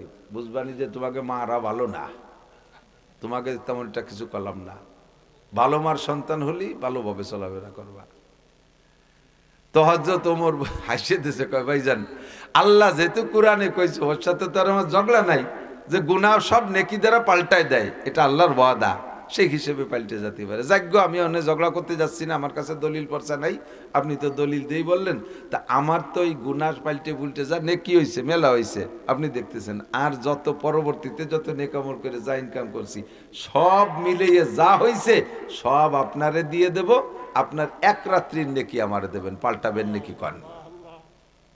আপনি তো দলিল দিয়েছেন, সত্যি ঠিকই আছে, আমার গুনাহ সব পাল্টে নেকি হয়েছে। এরপরে নামাজ কালাম তার কম পড়িনি, আলহামদুলিল্লাহ, যা পড়ছি সব আপনারে দিয়ে দেবো, এক রাত্রির নেকি দেবেন, আপনি আমার নেকি বেশি দেখতেছেন। হযরত আবু বকর কয় রাত কোনটা কও? রাতটা হলো যে রাত্রে আপনি বিশ্বনবী মুহাম্মদ রাসূলুল্লাহ সাল্লাল্লাহু আলাইহি ওয়াসাল্লামকে নিয়ে কাফেরদের বেষ্টনী ভেদ করে মক্কা থেকে মদিনার দিকে হিজরত করে গারে সওর পর্যন্ত গিয়েছিলেন। ওই রাতটা বড় ইম্পর্টেন্ট রাত। রাতের বাকি অংশ এক রাত, পরপর 3টে রাত ওখানে ছিলেন। ওই 3 রাতের যে কোনো এক রাত, হয় যে রাত বেরোলেন সে রাত, অথবা যে রাত্রে আপনাকে সাপে দংশন করেছিল, আপনি নবী পাককে, নবীর মাথা আপনার রানের পর ছিল, আপনি গুহার ভিতরে ছিদ্রই পা দিয়ে আটকায় রাখছিলেন, আর সেই ছিদ্র দিয়ে আপনার পায়ে সাপে দংশন করলো, আপনি পা নাড়াচাড়া দিয়েছিলেন না, সবুজ হয়ে গেলেন, চোখের পানি পড়ছে হুজুরের চেহারায়, হুজুর উঠে সজাগ হয়েছে, মনে হচ্ছে আমার আবু বকর রে কেউ তীর মারছে, চোখের পানি আর রক্ত তো গরম, পড়ার সাথে সাথে হুজুর সজাগ হয়ে যে না তীর তরবারি কেউ মারে নাই, কিন্তু চোখ দিয়ে পানি ফামা বা লুকাইয়া আবা বকরিন, কথা কয় না। হুজুর আবু বকর হুজুর যখন উঠছে, আবু বকর অনাসে হেলে পড়ে গেছে, পড়ার সাথে সাথে পাও সরে গেছে, আর গর্তের মধ্যে দিয়ে সাপ আসছে, হুজুর দেখে যে পায়ের তলায় সাপের কামড়ের দাগ, হুজুর বুঝিয়ে ফেলাইছে। তা আবু বকর তো এখন কথা বলতে পারতেছে না, তখন জিব্বে থেকে একটু লালা সেই জায়গা লাগাই দিছে হুজুর, আর আবু বকর সুস্থ হয়ে গেছে। হুজুর বলে, আবু বকর তুমি সাপে কামড়াইলো তা আমারে ডাকলে না? আবু বকর বললেন, হুজুর আমি যদি মারাও যাই, আমার মতো লক্ষ আবু বকরের জীবনের চাইতে আপনার কিছুক্ষণের ঘুমের দাম বেশি, এই জন্য আমি ডাকি নাই। সাপটা এসে মোড়া দিয়ে সাপের পেঁচাই যেভাবে বসে আর কি, সাপ এসে চুপ করে সামনে বসে রয়েছে। হুজুর কয়, সাপ তুই আমার আবু বকর রে কামড়াইলি? আবু বকর নবীর খেদমতে ছিল, তুই জানিস না? সর্প এসে কেন্দে বলে নবীবার, সর্প আমি ঈসা নবীর জামানার শুনেছিলাম, একদিন তাহার মুখেতে মুহাম্মদ নবী আসবে রে শেষ কালেতে। হুজুর আমার বয়স প্রায় 600 বছর, আমি ছোটবেলায় এখানেই ছিলাম, এখান থেকে ঈসা নবী তার হাওয়ারীদেরকে নিয়ে যাইতেছিলেন, এই পাহাড়ের পাদদেশে দাঁড়াইয়া ঈসা নবী বলেছিলেন, আমার পরে মিন বাদ ইসমুহু আহমদ, আমার পরে যিনি নবী আসবেন তিনি বিশ্ব নবী মুহাম্মদ রাসূলুল্লাহ। তার কওমের নির্যাতন সহ্য করতে না পারে আল্লাহর হুকুমে হিজরত করে এই পথ দিয়ে মদিনায় যাবে, এই পাহাড়ের গুহার মধ্যে থাকবে, এইটাই ঈসা নবী তার সাথীদেরকে বলেছিলেন। আমি পাহাড়ের পাথরের কোনায় বৈশা চুপি চাপে কথাটা শুনেছিলাম, আর সেই থেকে আমি চিন্তা করলাম তাহলে ওই নবীর সাথে আমার সাক্ষাৎ হবে কিভাবে। যখন বলেছিলেন এই গুহার মধ্যে থাকবে, আমি গুহার মধ্যে ঢুকলাম, ঢুকে চিন্তা করি যে আমি যদি এখানে এমনি থাকি, মানুষ তো সাপ দেখলে সাপরে সবাই শত্রু মনে করে, সাপ না মাইরা ওই গুহার মধ্যে কেউ বসবাস করবে না, কাজেই ওপেন জায়গা না থাইকা আমি ছিদ্র করা শুরু করলাম। এই 600 বছর 500 বছর পর্যন্ত, 570 বছর আপনি আসার আগ পর্যন্ত প্রায় 600 বছর হয়ে গেছে আমি এই গুহার মধ্যে থাকি। 100টা ছিদ্র বানাইছি, একটা ছিদ্র বানাই বহুত চেষ্টা করে, পাথর ছিদ্র করা তো কঠিন, একটা ছিদ্র বানাই, মনে করি একটা ছিদ্র তো বন্ধ করে ফেললে তারপরে বেরোবো কোন জায়গা দিয়া, আর একটা ছিদ্র করি, এইভাবে আমি 100 ছিদ্র বানাইছি যে কোনো না কোনো ছিদ্রর মুখ খোলা থাকবে। আবু বকর আইসা গায়ের জামা সব ছিঁড়ে টুকরা টুকরা কইরা ছিদ্রগুলো বন্ধ করে দেছে, একটা ছিদ্রই তার পা ছিল, আমি ওই পাওয়ালা ছিদ্র সহ পুরো 100 ছিদ্রকে আমি খবর নিয়েছি, সব জায়গা নেকড়া দিয়ে ভরা, আমি মাথায় দিয়ে গুতোয় বের করতে পারি না। অবশেষে যখন দেখলাম এখানে মানুষের পা, তারপরে আমি অপেক্ষায় আছি দেখি পা সরায় নাকি। 3 দিন অতিক্রম হয়ে গেল, পা মোটে সরায় না, পা মোটে সরায় না। চিন্তা করলাম এই 600 বছরের অপেক্ষা, আমি এই 600 বছর একটা রোজা রইছি, এর মধ্যে সেহেরি আর ইফতারি আমার নাই, বাকিরে আমি খাইতে যাই না, কারো সামনে পড়ে যাব, মানুষে পিঠে মেরে ফেলবে। এক রোজায় 600 বছর আমি অনশন করেছি, একমাত্র আপনার দিদারের জন্য। আজকে আমার রাস্তায় আবু বকর পা দিয়ে বাধা দিয়েছে, মাথা দিয়ে গুতোইছি, পা সরাই নাই, অবশেষে দংশন করতে বাধ্য হয়েছি। কুসুর আমায় মাফ করে দিন নবীবার, আখেরাতে নাকি দরে পরোয়ার, আমি যে অন্যায় করেছি মাফ করে দেন, পরকালে যেন আল্লাহ পাক আমাকে এর জন্য জাহান্নামে না দেয়। সাপে সারেন্ডার করেছে, সাপরে হুজুর ক্ষমা করে দিলেন, আবু বকরের চিকিৎসাও হয়ে গেল থুতুর দ্বারা। হযরত ওমর বলেন যে রাত্রে বেষ্টনী ভেদ করে আসছিলেন ওই রাত, অথবা যে রাত্রে সাপে দংশন করেছে নবীকে আপনি ঘুমাইতে দিয়েছিলেন, সজাগ করেন নাই, ওই রাত যে কোনো একটা রাত্রের ইবাদত আমারে দেবেন, নেকি দেবেন, আর আমার আগে পরে সব নেকি, গুনাহ পরিবর্তন হওয়ার পরে যে নেকি হয়েছে সব আপনারে দেব, পাল্টাবেন নেকি কন। হযরত আবু বকর কয় সুযোগ তো ভালো, তবে আমি হুজুরের কাছে শুনিয়ে নেই ওই রাত্রি আমার কড্ডুর নেকি হয়েছে, তো পাল্টা পাল্টি যদি ঠকিয়ে যাই, যাইয়া হুজুরের কাছে বলতে হুজুর গনিমত সুযোগ একটা পাইছি, ওমরের সারা জীবনের নেকি ওই গুনাহ পাল্টায় যে নেকি হয়েছে তাও পরে ইবাদত করে যা হয়েছে তাও আমারে দেবে, আমার এক রাত্রির নেকি চাই, পাল্টাবো নাকি হুজুর? হুজুর বলে রাত কোনটা সেটা বলবেন না, সবে কদর না সবে বরাত, করেন না ওই হিজরতের 3 রাতির যে কোনো রাত। হুজুর বলেন সেটা আপনার ব্যাপার, দুইজনই আমার শ্বশুর, একজনরে ঠকাবে একজনরে জিতে কুবুর দিতে, আমি দিতে পারি না, আমি এমনি বলে দিচ্ছি আপনার ওই রাত্রে কতগুলো নেকি হয়েছে, তারপরে পাল্টাপাল্টির সিদ্ধান্ত আপনার কাছে। কয় জি হুজুর বলেন। কয় যে আপনার ওই এক রাত্রে যে নেকি হয়েছে শুধু ওমর না, ওমরের থেকে নিয়ে কিয়ামত পর্যন্ত যত মোমেন মুসলমান দুনিয়া আসবে সবাই মিলে যে নেকি কামাই করবে, সব নেকিরে এক পাল্লায় রাখবেন, আর আপনার ওই এক রাত্রির নেকি আর এক পাল্লায় রাখবেন, তারপরে ওই পাল্লা ভারী হয়ে যাবে। হযরত আবু বকর কয় ওমর পাল্টাপাল্টি হবে না, যে যেখানে ছিল সেই সেখানে থাও। এই লস্ত আর কেউ করবে না। আল্লাহু আকবার। ফাউলাইকা ইউবাদদিলুল্লাহু সাইয়্যাতিহিম হাসানাত ওয়া কানাল্লাহু গফুরার রহিমা। আল্লাহ পাক সব গুনাহ পাল্টায় নেকি বানায় দেবে, শর্ত হলো তওবাটা কবুল করাইতে হবে। এখনই আজকের তওবা কবুল হয়েছে, এর প্রমাণ কি? তওবা কবুল হওয়ার প্রমাণ হলো বাকি জীবনে যে গুনাহ থেকে তওবা করছেন, মরণকাল পর্যন্ত যদি ওই গুনাহ না করেন তাহলে বুঝবেন যে তওবা কবুল হয়েছে। আবারও যদি করে ফেলেন তাহলে বুঝবেন যে কবুল হয়নি, সাইজ মতো তওবা হয়নি। ওই শেষ 3 তওবের মতো তওবা হতে হবে, শেষ 3 তওবের মতো অন্ধর ওই রকম কান্নাকাটি হতে হবে। আজকে রাত্রে দোয়া কবুল হবে না 5 ব্যক্তির। ইব্রাহিম ইবনে আদহাম রাহমাতুল্লাহ আলাইহি, খেয়াল করেন, ইব্রাহিম বলখি বলা হইতো, বলখের বাচ্চা। রাশিয়ার ভিতরে একটা প্রদেশ, তার নাম বলখ। এই বলখের বাচ্চা ছিলেন ইব্রাহিম বলখি। রাজা ছিলেন, বাচ্চা ছিলেন, বড় দবদবা শাহানশাহ, খুব দামি বাচ্চা ছিলেন, আরামাইশলা বাচ্চা ছিলেন। তো একদিন বাচ্চা উনি মানে ঘুমায়, তো বিছানে ঘুমায়, ওনার বিছনা তৈরি করে দেয় যে বান্দি, প্রত্যেক দিনের বিছনা সুন্দর করে তৈরি করে দিয়ে বান্দি খুব তাকায় দেখে, যা আরে চমৎকার বিছনা, আমরা আজকে গোলাম বান্দি বিদায়, এই বিছনা আমাদের পিঠে নেই। আখিরাতে যদি জান্নাতে যাইতে পারি তাহলে যদি পাই, দুনিয়ার আমাদের পিঠে এই বিছনা হবে না, এই বিছনায় পিঠ দেওয়া হবে না, আমরা ওই নিচে ফ্লোরে থাকি। তাই বাচ্চার জন্য সুন্দর বিছনা বানাই। তো একদিন কি মনে করে যে এই বিছনা, এত সুন্দর বিছনা দিয়ে একটু শুয়ে দিই কিরমটা, বিছান বানানোর পরে ও যাইয়া বিছানের মাঝখানে শুয়ে পড়ছে, আর স্প্রিং এর গতি বসে গেছে, চতুর্দিক দিয়ে ফুল টুল দিয়ে আসলে নাক মুখের উপরে এসে পড়ছে, গেরা নেওয়ার না, সে অল্পক্ষণের মধ্যে ঘুম এসে গেছে। বাচ্চা টাইম মতো আইসে দেখে যে বাচ্চার বিছানের পর বান্দি শোয়া, মিজাজ হাজার হয়ে গেছে, টেম্পার। চাবুক ছিল, ধরেই চাবুক দিয়ে বান্দিরে সপা সপ 5-7 বাড়ি। আধা ঘুমের ভিতরে যখন বাড়ি গায়ে লাগছে, লাফ দিয়ে উঠে ব্যথাতে চিল্লে কান্না শুরু করছে। এরপরও পিটেছে, আবার ওই পিটেনের মধ্যে বান্দি হাসিয়ে দিছে। খেয়াল করেন, প্রথম পিটেনে কেঁদে দিছে, আবার পিটাইতেছে, সে পিটেনের মধ্যে হাসিয়ে দিছে, এরপরে আবার পিটেন দিছে, আবার কান্দি দিছে। এই 3 প্রকারের পিটেন আর হাসা কান্নার পরে বাদশা ওরে নিয়ে বসছে, এই পিটেন তো পিটেনি দিলাম, একই কায়দায় বাড়ি দুড়ি মারতি, তাহলে তা প্রথম কানলি, পরে হাসলি, পরে আবার কানলি, ঘটনা কি?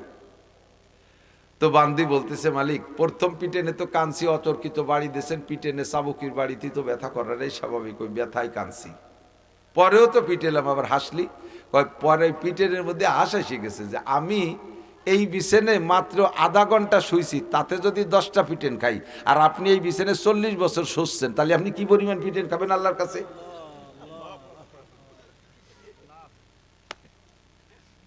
কলিজায় মারিয়ে দিছে। আমি এই বিছানে আধা ঘন্টা শোয়ার কারণে যদি 10টা চাবুকের পিটেন পাইতে পারি, 40টা বছর ঘুমাইলা বাচ্চা, তাহলে তুমি কিয়ামতে কি পরিমাণ পিটেন খাবা? আজকে এই 10 পিটেনের কান্না, সেই দিন তোমার পিটেন দেখে আমি হাসবো, ওই কথা মনে উঠে আমার হাসি এসে গেছে। পরে আবার কাঁদলি কেন? কয় পরে কাঁদার কারণ হলো আমি আপনার নুন্নুটি খাই, আপনি আমার মালিক, আমি আপনার বান্দি। কিয়ামতের ময়দানে আমার মালিক চাবুকের পিটান খাবে, মালিক কাঁদবে, ওই কান্না আমার চোখে ভাসতেছে, তাই আমি মায়ায় কান্দে দিছি। ছোট্ট একটা কোপ লাগাই দিছে কলিজায়। যা বিছানায় যাসো बच्चा इसके बिछानार काছে যায় একবার लेकिन कबूल नहीं होता है, अक्सर तो कबूल नहीं होता है, বেশি বেশি দোয়াই তো কবুল হয় না, কোচিত দুই একটা হয়, তা মনে করি আমাদের দোয়া না, ওটা আল্লাহর পক্ষ থেকে ওভাবেই বরাদ্দ ছিল, তাই হয়। আমাদের দোয়া তো বেশিরভাগই কবুল হয় না, কারণ কি? ইব্রাহিম ইবনে আদহাম এখন তো মুস্তাজাবুদ দাওয়াত। কেমন মুস্তাজাবুদ দাওয়াত? ওই সাগরের পাড়ে, জঙ্গলের পাশে, নদীর পাড়ে বসে বসে নিজের জামা ছিঁড়ে গেছে তাই সুই দিয়ে সেলাই হতেছে। ওই বাদশা মানে যে টিমরে এখন রাষ্ট্র ক্ষমতা দিয়েছে উনরা আবার দেশ পরিদর্শনে করতে করতে ওই জায়গাটা পাইছে, আইসে উনারে দেখে জিজ্ঞাসা বাদশা সুখে খাতি ভূতি কিলে ছিলেন রাজা, কত আরাম আইসে ছিলেন, আর আইসে এখন জামাটাও নিজে সুই দিয়ে সেলাই করতেছেন, কি অবস্থা, আপনি এর মধ্যে কি পাইছেন? বলার সাথে সাথে সুইটা ধরে পানির মধ্যে ফেলাই দিয়েছে। কয় যে এই তো আপনার বুদ্ধি, আগে দেশটা এরকম ছেড়ে দিয়ে চলে আসলেন, ছেলে একটু সুই তাও পানিতে ফেলাই দিয়েছেন, পরে জামা ছিঁড়লে আপনি সেলাই আরবেন কি দিয়ে? কয় যে সুই দেখবি, সুই পরে সেলাই করবো কি দিয়ে? কয় দেখান, মাছ আমার সুই দিয়ে যা। হাজার হাজার লক্ষ লক্ষ মাছ মুখে এক একটা সুই নিয়ে চলে এসেছে। উনি বলতেছে আমার তো এত সুই না, আমার সুই তো মোটে একটা, আমারটা বাদে বাকিরা চলে যা। বলার সাথে সাথে একটা মাছে সুই নিয়ে বেঁচে আছে আর সব মাছগুলো তোলাই গেছে। উনি বললেন রাষ্ট্র ছাড়িয়ে দিয়ে কি পাইছে বুঝছিস? আগে আমার কথা শুনতো শুধু মানুষে, এখন রাষ্ট্র ছেড়ে দেওয়ার কারণে আমার কথা শুনে সবাই শোনে কথা। জঙ্গলের প্রাণী শোনে, সাগরের মাছেও আমার কথা শুনে, আকাশের পাখি তো আমার কথা শুনে। মান কান আলিল্লাহ কান আল্লাহু লাহু, যে আল্লাহর হয় আল্লাহ তার হইয়া যায়। মাই ইয়াখাফুল্লাহ ইয়াখাফু জামিউন নাস ইয়াখাফু জামিউল মাখলুকাত, যে আল্লাহকে ভয় পায় সমস্ত মাখলুকাত তারে ভয় পায়। যে আল্লাহর কথা শুনে সবাই তার কথা শুনে। এখন আমি আল্লাহর কথা শুনি, সবাই আমার কথা শুনে, আমার দোয়া আল্লাহ এইভাবে কবুল করায়। তো হুজুর আপনার দোয়া কবুল, আমাকে দোয়া কবুল হয় রাখে? ওই যে 5 কারণে দোয়া কবুল হয় না। আজকে রাত্রেও যারা দোয়া করবেন এই 5টা কারণ থাকলে দোয়া কবুল হবে না। সারা রাত গ্যাজরায় কানবেন, সকালবেলা খালি হাতে যেই সেই, কিচ্ছু হবে না। 5 কারণে দোয়া কবুল হবে না, এই 5টা দোষ মুক্ত হবেন তাহলে দোয়া কবুল। মাঝে মাঝে উদাহরণে বলে থাকি আমি, হোমিওপ্যাথ ঔষধ বলো ভালো ঔষধ, এতে সাইড এফেক্ট কম। অ্যালোপ্যাথ ঔষধ রোগ সারে খুব তাড়াতাড়ি, কিন্তু সাইড এফেক্ট 2 রোগ সারে আর রোগ 5টা পয়দা করে দেয়। প্রত্যেকটা ওষুধের গায়ে লেখা আছে দেখবেন সাইড এফেক্ট, পার্শ্ব প্রতিক্রিয়া, ক্ষতি কি হবে ওষুধ খাইলে। ব্যথার ওষুধে ব্যথা সারবে, অথচ খাওয়ার সাথে সাথে পেট ফুলে গ্যাস সিলিন্ডার বাস্ট হয়ে যাওয়ার কায়দা হয়ে যায়। 1 রোগ সারে আর 5 রোগ পয়দা। হোমিওপ্যাথের গুণ আছে, সারলো না সারলি পাশে ক্ষতি হরে না তেমন একটা। তো রোগ যদি নির্ণয় করা যায় সুন্দর করে, আর ঔষধ যদি নির্বাচন করা যায় সঠিকভাবে, আর ঔষধ যদি আমেরিকান বিটি কোম্পানি বা জার্মানি ঔষধ হয়, তাহলে হোমিওপ্যাথি ঔষধে কিন্তু খুব ভালো কাজ হয়। তো ডাক্তার আপনার ঔষধও রোগও নির্ণয় করছে, ঔষধও নির্বাচন করছে, ঔষধে 1 নম্বর। কিন্তু হোমিও ঔষধের একটা দুর্বলতা আছে, সেটা হলো টক খাইলে, কিছু কিছু খাবার খাইলে ওই ঔষধের ক্রিয়া নষ্ট হয়ে যায়। দেখেন হোমিও ঔষধ খাইছেন নাকি? ডাক্তারের কাছে ওষুধ আনতে গেলে কত টাকা হয়, এটা খাবে না, ওটা খাবে না, হাঁসের ডিম খাবে না, গরুর গোশ খাবে না, ইলিশ মাছ খাবে না, চিংড়ি মাছ খাবে না, পুঁই শাক খাবে না, মাটির তলের কোনো তরকারি খাবে না, উপরে তাও কিছু খাবে না, এক সাইডে মাইনাস করে দেয়, কিছু খাওয়া না। মানে এগুলো খাইলে দুর্বল ওষুধ, ওর কাজ শেষ। সেম কোয়ালিটি, দোয়া করলেই আল্লাহ কবুল করে। কিন্তু 5 খান তেঁতুল, যদি তেঁতুল খান তাহলে দোয়া কবুল হবে না, মানে ঔষধে কাজ করবে না। তেমনই আপনার দোয়া আল্লাহ কবুল করবে যদি 5 খান তেঁতুল খায়, তাকে দোয়া কবুল হবে না। 1 নম্বর তেঁতুল হলো তুম আল্লাহ কো মানতে হো লেকিন উসকা হক আদা নেহি করতে হো। যখন বিপদে পড়ো তখন আসো দোয়া করো, হুজুরকে নিয়ে দোয়া করো, কান্নাকাটি করো, ব্যাগটাই পড়ো, আর তবলিগে যাও, টুপি মাথায় দিয়ে থাকো। যখন বিপদে পড়ো, নির্বাচন যখন আসে, তখন টুপি মাথায় দিয়ে গরোয়ার নামাজ পড়ো, গরোয়ার নামাজ পড়ো, সেই সময় নামাজ পড়ো। নির্বাচন হয়ে যাওয়ার পরে ঠগোয়ার যে তো মসজিদি টুপি জমাই দিয়ে তুই সেই হয়ে যাও। যখন পরীক্ষা সামনে আসে সেই সময় নামাজ পড়ো। পরীক্ষা চলে যাওয়ার পরে পাশ করো আর ফেল করো, টুপির খবর থাকে না। যখন অসুখ বিসুখ রোগ ব্যাধি হয়ে যায় সেই সময় কান্নাকাটি করো, রোগ থেকে সুস্থ হয়ে যাওয়ার পরে আবার সব কিছু জায়গায় চলে যাও। তোমার আল্লাহকে মানতে হলে কি নুসকা হক আদা নেহি করতে হো, আল্লাহকে আল্লাহ বলে স্বীকার করো, কিন্তু আল্লাহর হক আদায় করো না। আল্লাহর হক কি? 1 নম্বরে খামসু সালাওয়াত, দৈনন্দিন 5 ওয়াক্ত নামাজ। যারা সারা বছর 5 ওয়াক্ত নামাজ পড়ো না, শুধু সবে বরাতে আইছো আল্লাহরে ভুলানোর জন্য, তোমরা গ্রান্টেড না, তোমাদের গ্রহণযোগ্যতা নাই, তোমাদের দোয়া কবুল করা হবে না।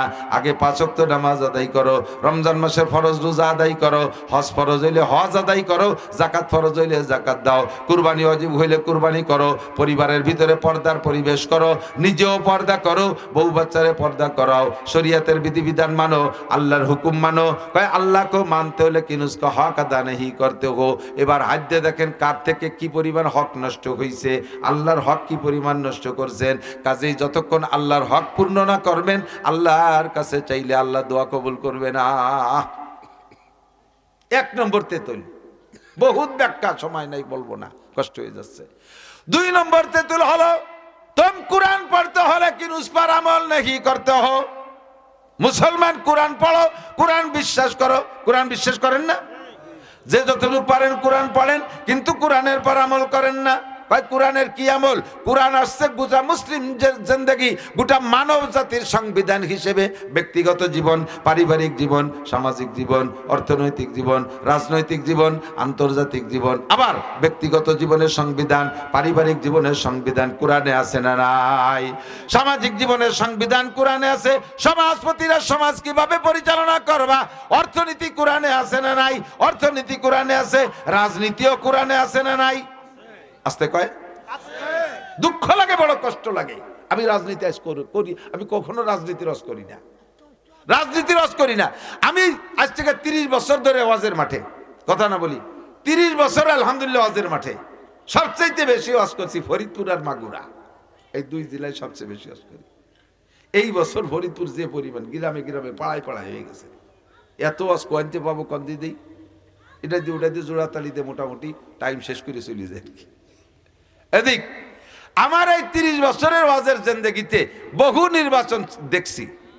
ইউনিয়ন নির্বাচনের সময় ইউনিয়নের মেম্বার চেয়ারম্যানরা প্রার্থী এসে আমাদের মাইক আমাদের হাত থেকে নিয়ে অনুরোধ করে নিক, আর যেভাবে নিক, বা 5,000 টাকা দিয়ে নিক, 10,000 টাকা দিয়ে নিক, নিয়ে তাদের রাজনীতির আলোচনা একটু প্যান্ডেলে করছে। আমরা বাধা দেইনি, আমাদের কাছে দোয়া চাইছে, নিজেরা ওয়াজ করে ভোট টোট চাইয়ে দোয়া চেয়ে চলে গেছে, দোয়াও করে দিছি।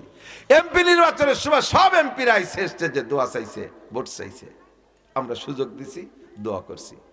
উপজেলার সময় উপজেলার আসে, আমরা এতদিন ভোট চাই নাই, আপনাদের ভোট চার সুযোগ আমাদের ওয়াজের মাঠে করে দিছি। কিন্তু এই বছর আমরা হুজুররা একটু ভোট চাইতে গেলে, হুজুর ওয়াজের মাঠে রাজনীতি বাদ দেন, একদিন করছেন কে? একদিন করছেন কে? পক্ষে পড়লি জি জি, আর বিপক্ষে পড়ার সাথে সাথে মুখ চিপে ধরবেন। আবার তো মিনুনা বিবাজিল কিতাব অতাক ফুরুনা বিবাজ, কোরআনের যেটা ভালো লাগে মানবেন, আর যেটা ভালো লাগে না মানবেন না। এটা তো কোনো মুমিনের শান হতে পারে না, কতক্ষণ? তাহলে পাক্কা প্রতিজ্ঞা, আমরা হুজুররা আমাদের রাজনীতির ওয়াজের মাঠে হবে না। জীবনে কোনোদিন কোনো রাজনৈতিক নেতা স্টেজে এসে ভোট চাইতে পারবেন না। যার যার ফিল্ড তৈরি করে সেই ভোট চেয়ে বেড়াবে, ঠিক কি ঠিক না? যার যার ফিল্ড তৈরি করে সে ভোট চাবে। এখানে রাজনীতি না। তবে কোরআন শরীফ কি জন্য? শুধু তিলাওয়াত করার জন্য, নামাজে পড়ার জন্য না। 6টা জীবনকে গলার সংবিধান নিয়ে এসে কোরআন হুদাল্লিন নাস, আগে বলছে হুদাল্লিল মুত্তাকিন, শুধু মুত্তাকিনদের। আবার ওই সূরা বাকারার মধ্যে কদ্দুর পরে যে শাহরু রমাদান আল্লাযী উনজিলা ফিহিল কুরআন হুদাল্লিন নাস, হিন্দু বুদ্ধ খ্রিস্টান ইহুদ নাসারা গোটা মানব জাতির সুন্দর পথ চলার সংবিধান আল কোরআন। কথা বলেন ঠিক কি ঠিক না? কোরআনী সংবিধান যদি এই দেশে চালু হয় তাহলে মুসলমানের চাইতে অমুসলমানরা সুবিধা পাবে বেশি। মুসলমান জিনা করলে তাদেরকে হত্যা করে ফেলতে হবে, মানে পাথর মেরে শেষ করতে হবে, অথবা 100 গুড়া মারতে হবে। আর হিন্দু বুদ্ধ জিনা করে ধরা পড়লে পারা তাদের ওই বিচার না, কারণ তারা তো কোরআন মানে না, কাজেই তাদের পর কোরআনের বিচার হবে না। মুসলমান চুরি করে ধরা পড়লে হাত কেটে দিতে হবে। হিন্দু বৌদ্ধ খ্রিস্টান চুরি করে ধরা পড়লে এই দেশের ভিতরে হাত কাটা যাবে না, কারণ তারা কোরআন মানে না। কোরআনের বিচার যদি হাত কাটা বিচার করে তারা জুলুম মনে করবে, তাদের অন্য বিচার করতে হবে, তাদের অন্য বিচার। তাহলে তারাই সুযোগ বেশি পাচ্ছে না, সুবিধা বেশি পাচ্ছে। আমাদের মসজিদ মাদ্রাসার নামও যেমন বরাদ্দ হবে রাষ্ট্রীয় মাল, তাদের মন্দিরের জন্য এরকম বরাদ্দ হবে। আমাদের ধর্মীয় উপাসনার জন্য যেমন ছুটি হবে, তাদের ধর্মীয় উৎসবের জন্য এরকম ছুটি হবে। তারাও যেমন, আমরাও যেমন পাবো, তারাও সেরকম পাবে। তাদের জান মাল ইবাদত সবকিছুর নিরাপত্তা মুসলমানের দায়িত্বে, সবকিছু কোরআন শরীফে আছে। তাহলে 6টা জীবন নিয়ে আসছে কোরআন। আমরা কিছু মানি, কিছু মানি। নামাজটা ভালো লাগে পড়ি, রোজাটা ভালো লাগে রাখি, হজ ভালো লাগে, কারণ হজ করে আসলে সবাই আলহাজ কয়, একটু খুশি খুশি ঠায় আলহাজ কয়, একটু আল হাজিতে আল লাগাই আইছে, একটু আলহাজ, এই আল হাজি একটু খুশি খুশি ঠায়। কুরবানি বড় 3-4টে গরু দিলি মানুষ গল্প করে, হ্যাঁ খুব দেশে। জাকাতের সময় কিছু কম্বল টম্বল দিলি, জম্মের দিয়া দেশে। এই নাম আছে যে জায়গা, সেই জায়গায় একটু কাম করি। বাকি বহুত সংবিধান কোরআনে রয়ে গেছে, এগুলো মানো না বিদায় সবে বরাত সবে কদর না, কাবা ঘরের ভিতরে যাইয়া বসে দোয়া করলেও দোয়া কবুল হবে না। আগে কোরআন পড়ো আর কোরআনের পর আমলের চেষ্টা করো, কথা বলেন, তাহলে দোয়া কবুল হবে। নইলে 2 নম্বর তেঁতুল খাইছো, হোমিও ওষুধই কাজ হবে না। 3 নম্বর দোয়া কবুল না হওয়ার কারণ, तुम उम्मत रसूल का दावा करते हो लेकिन सुन्नत रसूल की पैरवी नहीं करते हो। रसूलेर उम्मत बोले दाबी करो, रसूलेर उम्मत। भाई आमादेर नबी के मुहम्मदुर रसूलुल्लाह बोलेन, आमादेर नबी के মুহাম্মাদুর রাসূলুল্লাহ সাল্লাল্লাহু আলাইহি সাল্লাম, ঠিক না? আমরা মুহাম্মাদুর রাসূলুল্লাহর উম্মত, তো উম্মতে রাসূল বলে দাবি করি, লেকিন সুন্নতে রাসূলকে पैरवी नहीं करते हो। চুলের মধ্যে সুন্নত নাই, মোছের মধ্যে সুন্নত নাই, দাড়ির মধ্যে সুন্নত নাই, টুপির সুন্নত মাথায় নাই, পাগড়ির সুন্নত দেখলে ক্রিটিসাইজ করি, পাগড়িওয়ালাদেরকে তালেবান রাজাকার মৌলবাদ বলে জঙ্গি বলে আখ্যা দেই, জুব্বা দেখলে ঘৃণা লাগে, জুব্বাওয়ালাদেরকে ইত্যাদি ইত্যাদি বলে আমরা অনেক শক্ত কথা বলে তাদেরকে তিরস্কার করি। নিজের পোশাকের মধ্যে সুন্নত নাই, দস্তারখানের সুন্নত নাই, ডিলাকুলুকের সুন্নত নাই, মেসকের সুন্নত নাই। আরে কোন জায়গা তোমার সুন্নত নাই তো কো যাবা সুন্নতে আহমদ को जा बा मोहम्मद का बुआद निस्बत तुरा कल्ब में सोज नहीं रूह में एहसास नहीं कुछ भी पैगाम मोहम्मद का तुझे पास नहीं। তোমার কোন জায়গা সুন্নত নাই, আবার তুমি এই সব বিপদে পড়ে সবে বরাতে হুজুরের মাধ্যমে বাণিজ্যিক মুনাজাত করতে আল্লাহর রাসূল তোমার সম্পর্কে বদদুয়া করে, কয় আল্লাহ ওর দোয়া কবুল করবা না, ও আমার সুন্নতরে জবাই করছে, আমার সুন্নতরে জবাই করছে, প্রত্যেক সপ্তাহে 2 বার জবাই করে, ও আমার কোন সুন্নতকে মানে না, সুন্নতরে ক্রিটিসাইজ করে, সুন্নতওয়ালাকে দেখলে ঠাট্টা আর উপহাস করে, ওর দোয়া কবুল করা হবে না।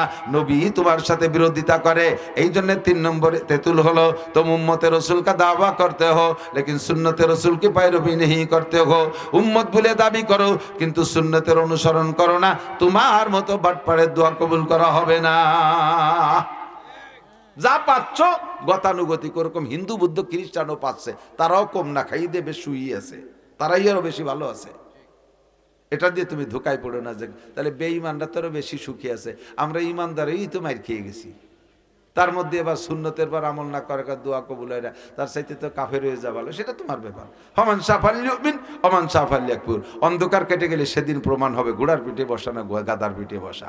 এখন কিছু কব না, ঠেট্টা এখন করব না।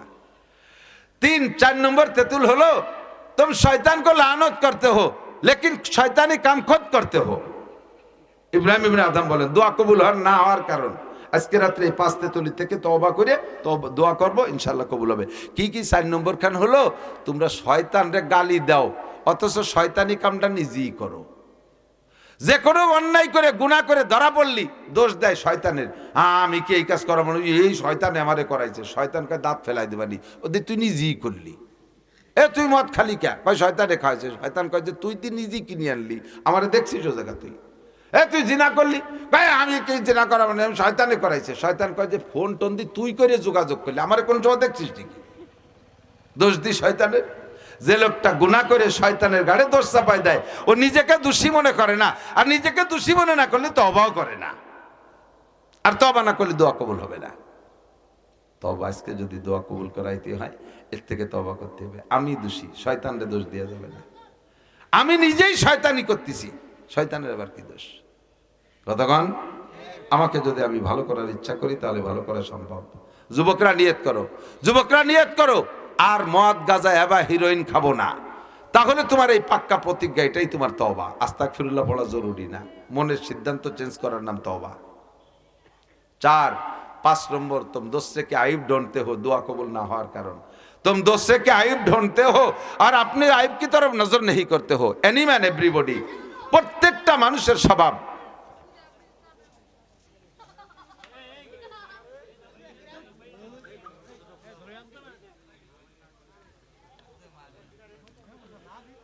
5 নম্বর দোয়া কবুল না হওয়ার কারণ तुम अपने आइब की तरफ नजर नहीं करते हो, दोस्ते के आइब ढूंढते हो। প্রত্যেকটা মানুষের স্বভাব নিজের দোষের দিক তাকায় না। আমিও আমি ডাকইতেছি, আপনাদের বলতেছি না, আমি আপনাদের কত দোষ ধরি, আমার ভিতরে কত দোষ আছে এই দোষগুলো আমি দেখি না।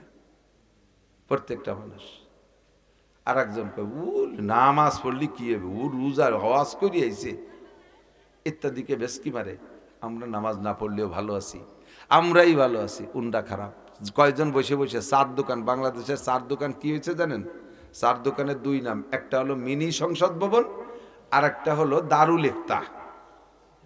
দারুল ইফতাহ বোঝেন তো, যে জায়গা ফতোয়া দেয় হুজুররা এর নাম হলো দারুল ইফতাহ। যে জায়গা যে ঘরের থেকে ফতোয়া দেয় যে রুমিতে ওর নাম হলো দারুল ইফতাহ। আর সংসদ তো বোঝেন, তা বাংলাদেশের 4 দোকান হলো দুই উপাধি পাইছে, একটা হলো দারুল ইফতাহ আর একটা হলো মিনি সংসদ ভবন। সংসদ ভবনে এমপিরা সংসদ অধিবেশনে যা আলোচনা করে তার চাইতে পাকা পাকা অধিবেশন হয় 4 দোকানে। এর সাত কিছু বোঝে না। হাসিনি একেবারে বেঈমান, খালেদা জিয়া মূর্খ, তারেক জিয়া একেবারে আবাল, ই ডাক্তার ইনুস নুসু, এই দুনিয়ার তোরা কি এরকম? আমি ভ্যান চালাই আর ওই মাছ বেসে আর ওই কুদাল কোপায়, তিন পণ্ডিত বইছে। আর দেশে সব বড়কে দিয়ে দিচ্ছে। চেয়ারম্যান একটা আবাল, মেম্বারের কোনো বুদ্ধি নাই, এমপি একটা দামড়া, ও দলা হুজুরি এই, ওই শফিক সাহেব এই, ও নাসির সাহেব এই। তুমি কি এরকম নামাজ পড়িস? পড়ি রে, তাই কি দিন নামাজ পড়ি? তুই দাঁড়িয়ে রাখিস না, রাত হবো আসুক, সুদ ঘুষ খাইস, আছে একটু হালকা পাতলা, সারা গা ময়লায় জড়ানো, অথচ আর একজনের দোষ দেরি বেড়ায়, আছে না? নিজের দোষের দিকে তাকায় না। হামাকাস রাখলে খোদবা কামাল নমায়াত ও ফারজান্দে খোদবা জামাল। শেখ সাদি বলেন, প্রত্যেকটা মানুষের স্বভাব নিজের জ্ঞানকে পরিপূর্ণ মনে হয়, নিজের অবস্থাকে পরিচ্ছন্ন মনে হয়, আর অন্যগুলোকে সব দোষী মনে হয়। আর আরেকটা হলো, নিজের সন্তানটা খুব ভালো দেখা যায়, আর একজনেরটা যত সুন্দর হোক অবাল দেখা যায় না। একেবারে ফুটফুটে চাঁদের মতো একটা ছেলে, কোনো জায়গা ত্রুটি ধরার মতো না। হালকা কানের এখানে একটু একটু বেঁকা, ভালো, তাও খুব গভীর নজরে না তাকালে টের পাওয়া যায় না। আর ওনারটা চায় দক্ষিণ দিক, চায় উত্তর দিক, ঠ্যাং এই ওলঙ্গের মতো কুড়া, ঠোঁট ফাটা, দাঁতের উপর দিয়ে নাকেতে ময়লা বেরোইয়ে পেটের মধ্যে বেরিয়ে যাচ্ছে, মাথা সাইকেলের সিটির মতো তিন কুনা, গলা শূন্য, ভাষায় গোস্ত নাই, পেটের ডোলকের মতো। সেইটার সেই ময়লা শিয়েনের মধ্যে এসে চুমো দেবো, উনি হয় সোনা লক্ষ্মী। আর ওই ছেলেটার কথা কয় যে এমন সুন্দর ছেলেটা দেখতে কেমন দেখা যায়, কান কি রুম, অথচ তার সব জায়গা ভালো, কানটা একটু বুড়ার, ওনারটা দেখছে কোন জায়গা টুকিয়েছে। যদি এই স্বভাব মানুষের না হইতো, বা সব প্রত্যেকটা প্রাণীর আল্লাহ এই স্বভাব না দিত, তাহলে ছাগল তার কালা কালা বাচ্চা কালা ধে পাড়ায় মারি ফেলাই দিত। আল্লাহ তাআলা এটা যোগ্যতা দিয়ে দিয়েছে, যার পেটে যেটা দেবে তার কাছে সেটা ভালো লাগবে। কিন্তু আমার জ্ঞানী পরিপূর্ণ এই বুদ্ধিটা ভালো না, যেটা ইবলিসের স্বভাব। আনা খায়রুম মিনহু, আমি ভালো বুঝি, আমি জ্ঞানী, আমি বুদ্ধিমান, আর একজন কিছুই না। আমার হুজুর বলতেন, একজন রাস্তায় দাঁড়ায় রয়েছে, একেবারে গায়ের কাপড় সব খুলে পুরো ল্যাংটা, মাথা সুতো কাটি ফেলাই দিয়েছে, ল্যাংটা হয়ে দাঁড়াইছে। ওর সামনে দিয়ে একজন গামছা পরে কাঁচা দিয়ে হেঁটে যাচ্ছে। এই পুরো ল্যাংটালা গামছা পরালা রেখা, এই মানুষের মধ্যে ফরজ তরক করছিস কে? এর গায়ে কিচ্ছু নাই, ও তো গামছা বেরিয়ে হলে কাঁচা কাঁচা দে, গামছা একটু তো আছে ভরা, আগুলাকে ল্যাংটালা কাঁচা দেয়ালের গায়ে ফরজ তরক করছিস কে? সেম কোয়ালিটি বহু মানুষ এরকম আছে, এদের দোয়া কবুল হয় না। কেন? নিজেকে দোষী মনে করে না। তওবা করার জন্য, দোয়া কবুল করানোর জন্য আগে ফার্স্টের দায়িত্ব হলো নিজেকে নিজে অপরাধী জানেন। আমি গুনাহগার, আমি অপরাধী। যদি বলি যে ভাই দেশে বৃষ্টি হচ্ছে না কেন, তখন বলবে হুজুর দেশের মানুষ ভালো না, মানে সবাই খারাপ, খালি উনি একা ভালো হয়ে বৃষ্টি আনতে পারতেছে না। দেশের মানুষ ভালো না, নেতারা ভালো না, হুজুররা ভালো না, কৃষকরা ভালো না, খালি উনি একা ভালো, তাই একা ভালো থেকে কটুক বৃষ্টি আনতে পারবে। বলবেন কি বৃষ্টি হয় না কেন? হুজুর আমার দোষে বৃষ্টি হয় না। প্রত্যেকটা মানুষ বলতে হবে আমার দোষে বৃষ্টি হয় না। আমাদের কইতে গেলে আপনি সবাইকে দোষী মনে করতেছেন কেন? দরকার নাই। আমার দোষে বৃষ্টি হয় না। বেশি বৃষ্টি হচ্ছে কেন? এটা গজব আমার কারণে। করোনা হলো কেন? আমার কারণে। মহামারী কেন হলো? আমার কারণে। ঘূর্ণিঝড় কেন হলো? আমার কারণে। প্রত্যেকটা মানুষ যদি নিজেকে নিজে দোষী মনে করি, তাহলে তওবা করাও সহজ, আর সব মানুষ ভালো হওয়া সম্ভব। কিন্তু মুশকিল হলো আমরা সবাই বক্তা হয়ে গেছি, সবাই উপদেষ্টা। ওই যে মোল্লা জিয়ন রহমাতুল্লাহ আলাইহি বাচ্চা আলমগীরের সময় মোল্লা জিয়ন উনি খুব পাকা পাকা কথা বলতেন, আর উনি এমন এমন কথা বলতেন। মোল্লা জিয়ন মানে এই যে মিলাদ পড়া মোল্লা না, কওমি মাদ্রাসার সিলেবাসে উসুলে ফেকার সবচাইতে কঠিন কিতাব যে কয়টা, তার ভিতরে একটা নুরুল আনোয়ার। এই নুরুল আনোয়ার লেখছে মোল্লা জিয়ন বাদশাহ আলমগীরের মন্ত্রী চলাকালে এই কিতাব লেখছে, যেটা সেই থেকে নিয়ে আজও পর্যন্ত দর্শে নিজামিতে পড়ায়, এবং উসুলে ফেকার সবচাইতে মজার কিতাব নুরুল আনোয়ার। তো বহুত বড় আলেম, এমনি উপাধি, ওই যেমন আফগানিস্তান থেকে মোল্লা ওমর, মোল্লা কয়, ওই মোল্লা ওমর মানে মিলা থোড়াইনি মোল্লা না, ওটা বেটা মোল্লা।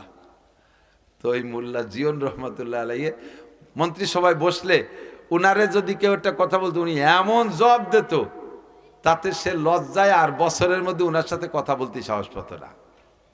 আর মোল্লা জিয়নের কাছে সবাই হারিয়ে যায়, বাদশাহ মাঝে মাঝে কথা বলতে যে হারিয়ে যায়। তা আজকে বাদশাহ মোল্লা জিয়নরে বলছে, মোল্লা বলেন তো আমার এই পুকুরি কয় গিলাস পানি আছে? আপনি তো এত ফাঁকা ফাঁকা কথা কন, আপনার মেজারমেন্ট হিসাব নিকাশ খুব কঠিন। বলেন তো পুকুরি কয় গিলাস পানি আছে? না বলতে বলি পরে আজকে কিন্তু সব এমপি মন্ত্রীর হাতে তালে জি স্যার ঠিক হয়েছে, আজকে মোল্লা ধরা খাইছে, বলাই লাগবে পানি কয় লাগবে, এই গিলাস পুকুরি কয় গিলাস আছে পানি?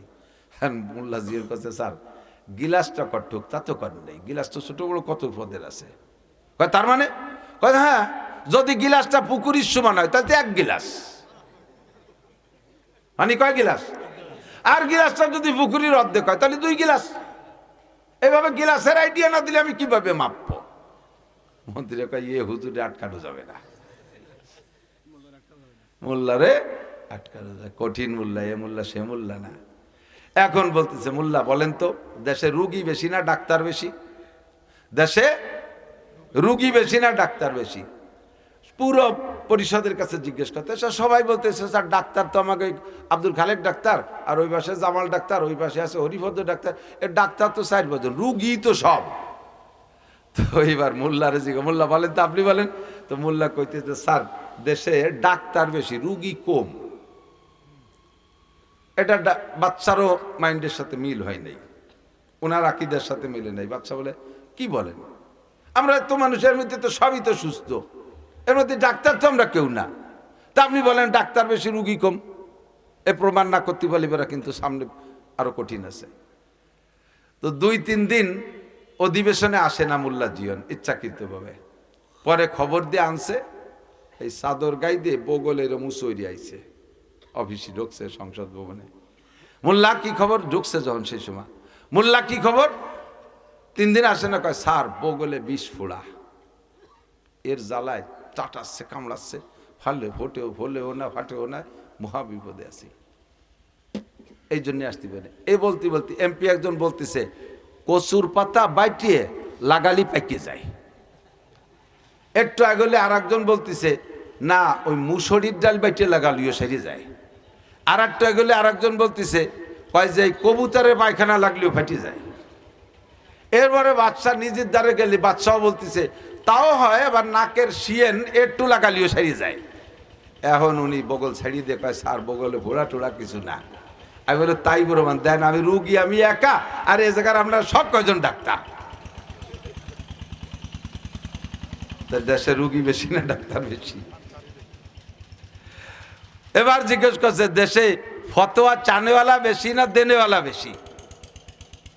তাও মোল্লা কয় ফতোয়া দেনেওয়ালা বেশি, ফতোয়া চানেওয়ালা কম। মশলা চার দোকানে আমরা উলামায়ে কিরাম বসা আছি, আমার কাছে মশলা জিজ্ঞেস করছে, ভাইজান হুজুর এই মশলাটা কি হবে? পকেটে মোবাইল রয়েছে, বন্ধ করতে মনে নাই, এই নামাজে দাঁড়াইলে তো রিংটন শুরু হয়ে গেছে, কেউ ফোন দিয়েছে, বাঁচতে দাঁড়িয়েছে, এই মুহূর্তে কি করতে পারি? ফতোয়া চাইছে আমার কাছে, আমি ভাবতেছি যে কিভাবে বলবো। ভাবতি বাপ রে বাপ, 20-22 জন ছেলে চার দোকানে বিড়ি খা মুক্তি, ফকা ভক ফতোয়া দিয়া শুরু করে দিয়েছে, বিড়ি দুমার মশলা একসাথে বাড়িতে তালে রয়েছে। কতক্ষণ মোল্লারে কোনোভাবে আটকাতে পারে, একটু কই আর কি মজার কথা, মোল্লারে কোনোভাবে আটকাতে পারে না। লাস্টে একদিন মোল্লা মন্ত্রীদের ওনার আড়ালে সব এমপিদের মন্ত্রীদের বলছে, কালকে সবাই একটা ডিম নিয়ে আসবা। এ মোল্লারে তো ঠগাতেই পারি না, যা কই তাই দিয়ে ছাড়াই চলি দেখায় দেয়। কালকে সবাই একটা ডিম আনবা, পাশার নিচে থুয়ে গোপনে বসে থাকবো, একটা কায়দারে বসা যাতে ভেঙ্গি চুরে না যায়, এ খবর যেন মোল্লা জানে না। মোল্লার তো দেরি হয়ে আসে, আমি রাগারাগি করে বলবো যে সবাই মুরগির মতো পিছে টানেন, ডিম পাড়েন সবাই। তো সবাই ভাষা চলতে ডিম দেখাবেন, মুরগি মোল্লা তো দেখাতে উনি তো জানেন আনবে না। কালকে এই ডিম প্রদর্শনীতে একটা ঠগানি দেওয়া হবে মোল্লারে। তো সবাই এরকম পাশার নিচে ডিম থেকে বসে রয়েছে, মোল্লা আইসে পরে।